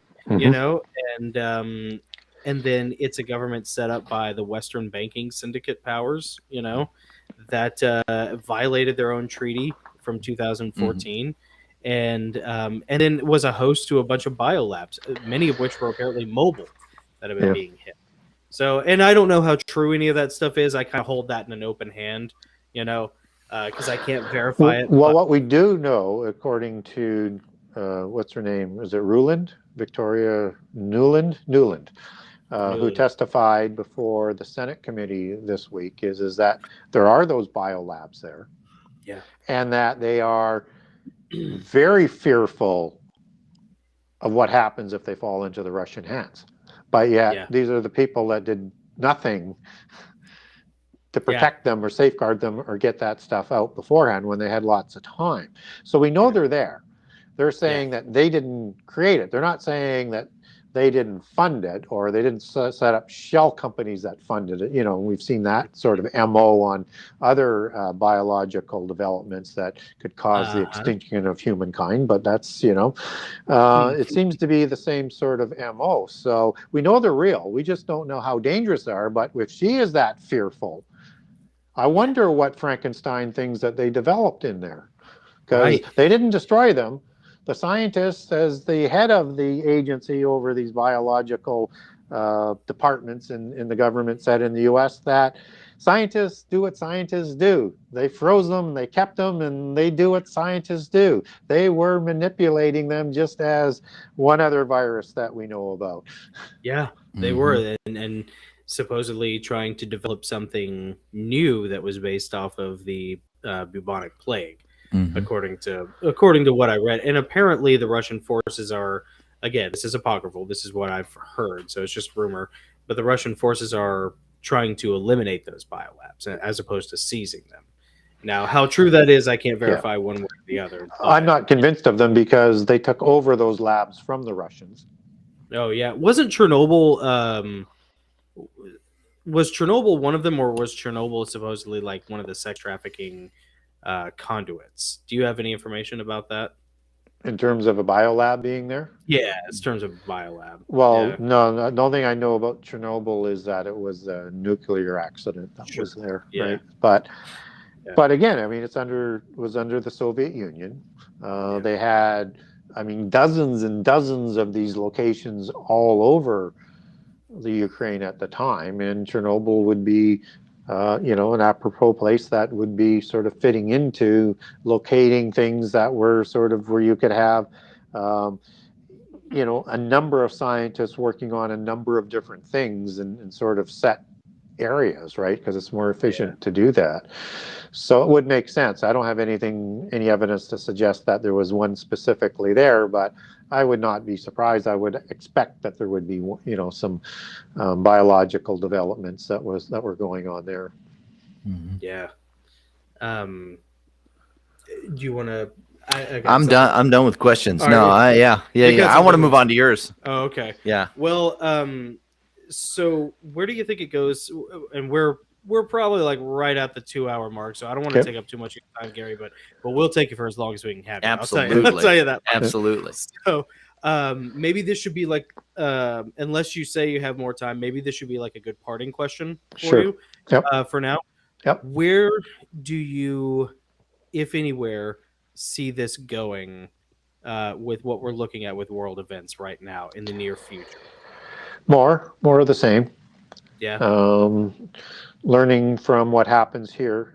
We're in the shuffling of creating the groups of nations. We're in the period, if we're in the fig tree generation, that we're going to see more pestilence. We're going to see more famine. We're going to see more wars and rumors of war. And it's going to set up a period of time and look for this, that there's going to need to be the true false prophets come onto the scene. And these are going to be stronger and more religious in nature to the apocalyptic prophecies that we get with the sorcerers within science that we have today, predicting apocalypse by global warming, apocalypse by this, but it'll be in that apocalyptic theme to drive people into and cattle herd them into the arms of the globalists and into world government and a world religion. But it's going to require targeting these birth pangs or sorrows as coming together and working in unanimity in a way that they're going to predict them by false prophets and saying, if you do not convert and if you do not do these things that will bring about the new Babel, we're going to destroy ourselves from the face of the earth. So I don't know from how many different angles this is going to come from, but what I do know is if you look at Medjugorje, and I'm not sure if you're familiar with Medjugorje or not, and the Mary apparitions, but those 6 that were initiated in the 90s were given a specific date to come out on. And they have 10 apocalyptic prophecies that will get stronger as they go. And they will come out and say, if the world doesn't convert to the one true religion, this disaster is going to happen. And if you don't convert by the time the 10th comes, the whole world will be destroyed. And they're going to drive people into this religion through fear. Now, there has to be some more changes that would come if it comes up through the Roman Catholic religion, which You know, I don't know whether you're aware of, in about 2017, Francis took control over the whole Medjugorje scenario and situation, and recognized officially a number of the apparitions, and is overseeing all of that.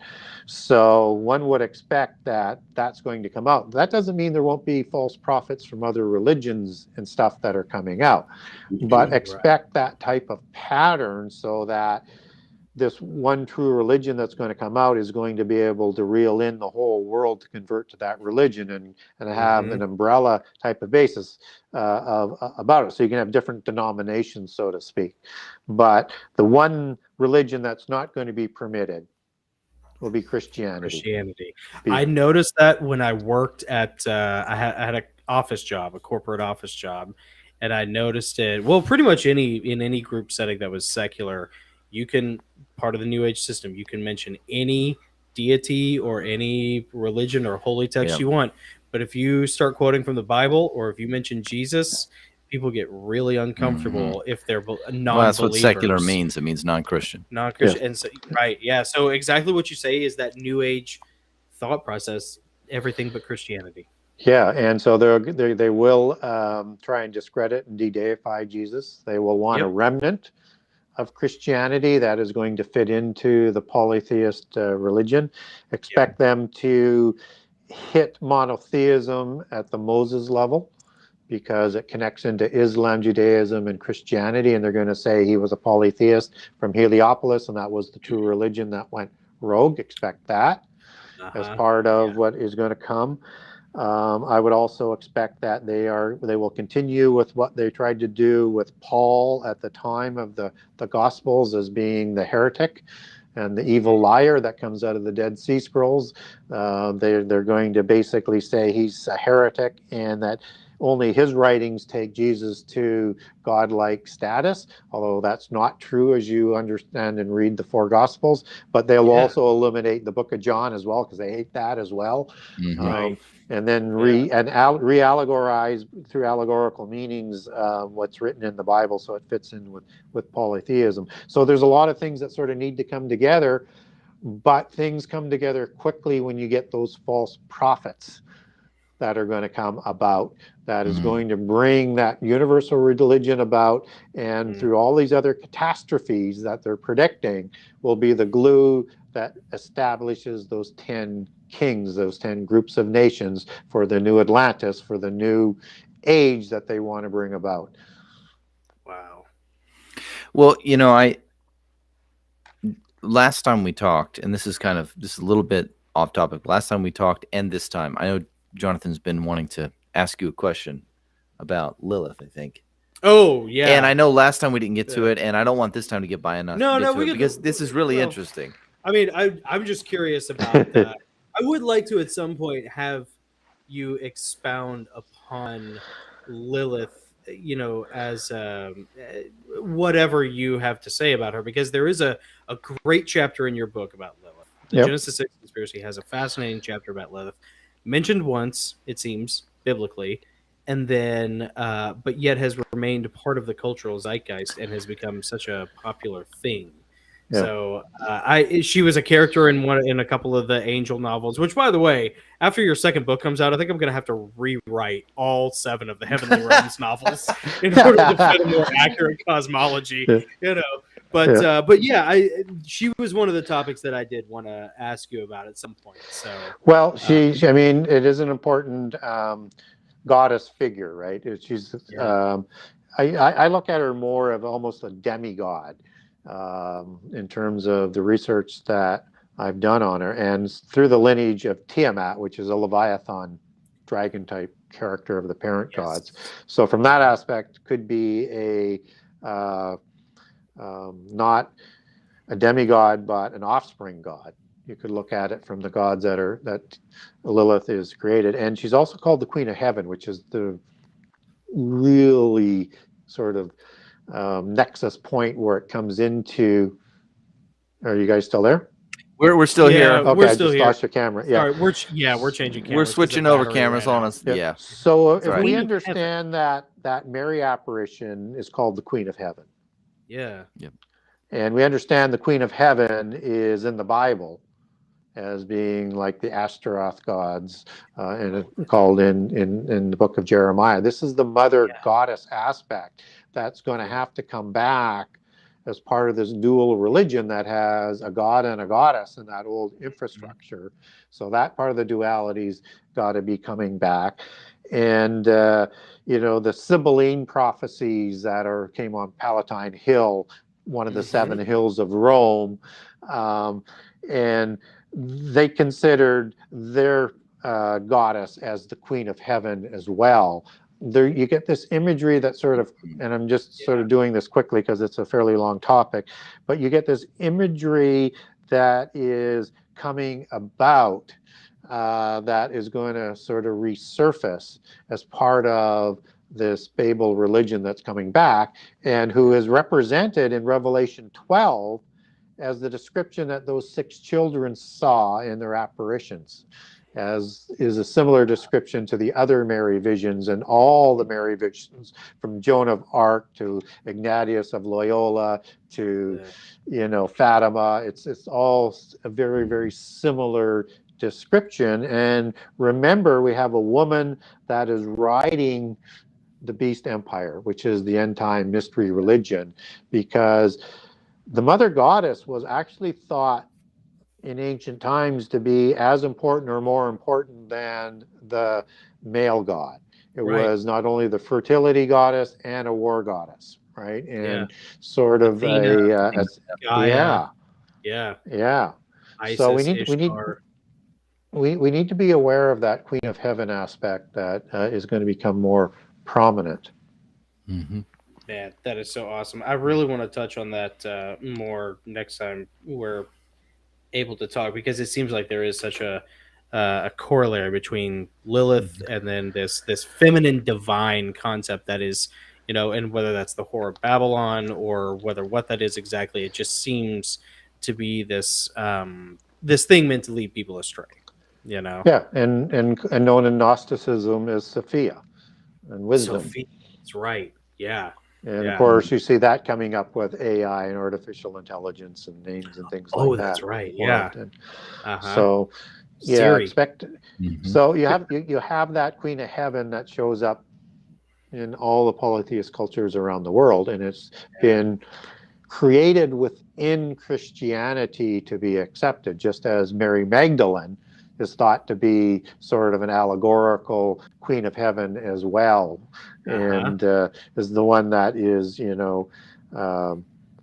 the Gothic cathedrals was named after. And of course, in Gnosticism, she's the one who marries Jesus, because Jesus doesn't die on the cross, and that's one of the ways I think they're going to de-deify Jesus and created offspring that goes into, the Camelot dynasties.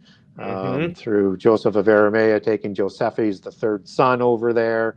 And then there's an intermarriage between Aragon of the Camelot dynasties, who's a descendant of Josephus, and Amenemhat of the Merovingian dynasty, that ennobles that dynasty into those Nephilim bloodlines, and with two off the Dodonan dynasties of Camelot, the shining city on a hill.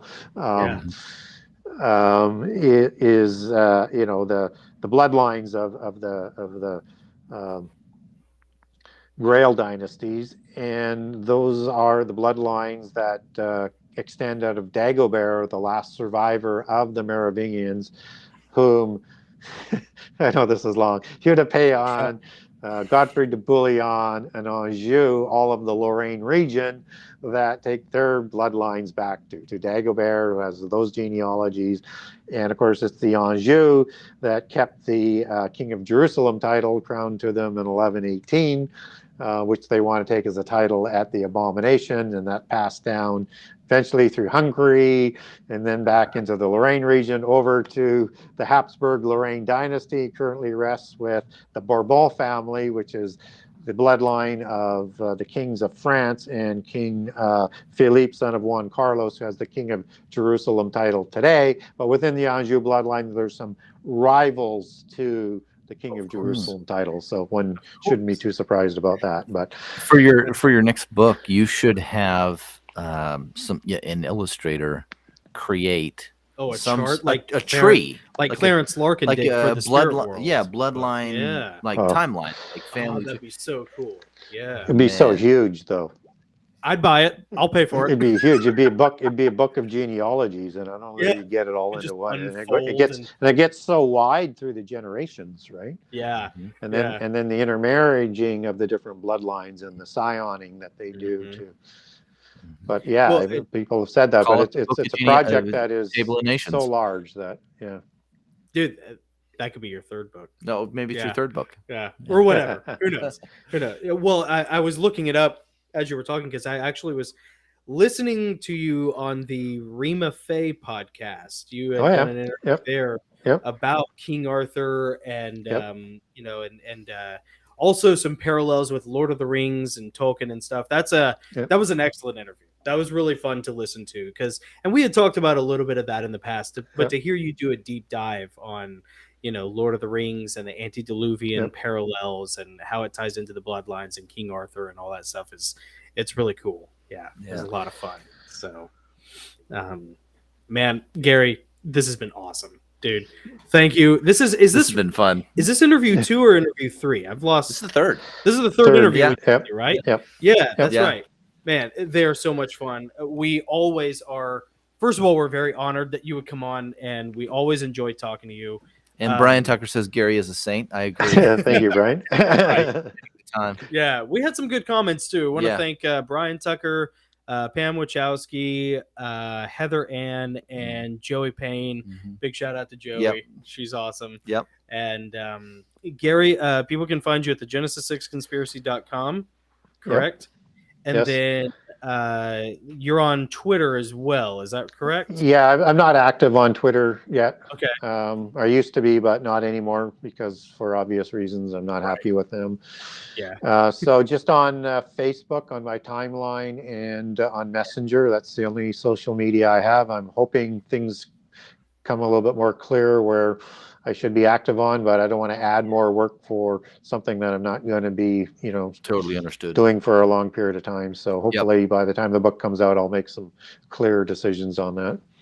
And where's the best? Would Facebook be the best place to follow you for that, or do you have an email that people can sign up for? Like there's an email on the website, so either place, Messenger or on my timeline, or there's a group that's got my name on it. I try and check in 2 or 3 times a week and answer questions and stuff there, or on the email on my website. But I will get back to you. It just may not be in the first couple of days. So yeah, well, hey man, you're busy, and there's a lot of research that you are always doing. Can't wait for your second book to come out. Yeah, Gary Wayne, the master of the mythological, the how would you put it, the mighty man of the Nephilim culture destruction. Taking down Nephilim culture, one giant at a time. The illuminator of all that is behind the curtain. That's right. Yeah, there you go. Gary, thank you, man. This has been so awesome. Would love to talk to you again sometime. And we always enjoy our time with you, even though we went a little bit over. I appreciate you indulging us. Yeah, so. Terrific. It's been fun. Hopefully, I made some sense for the audience today. Oh, dude, this was so awesome. I can't wait to see how Nick breaks all these up. And, I've got a dozen. I've got a dozen different things that I'll chop this video up into different segments. Yeah, but this has been great. This has been really fun. I got another almost 2.5 hours with Gary Wayne. This has made my month. I mean, this is fantastic. Yeah, it's fine. I'm telling you, man, come down to Tennessee. It gets pretty warm. We'll take shooting. Yeah, we got a bunch of guns. Yeah, absolutely. It'll be great. All right, Gary. Love you, buddy. Thank you again. Thanks again, Gary. Have a great evening. Yep. All right, we'll see you later.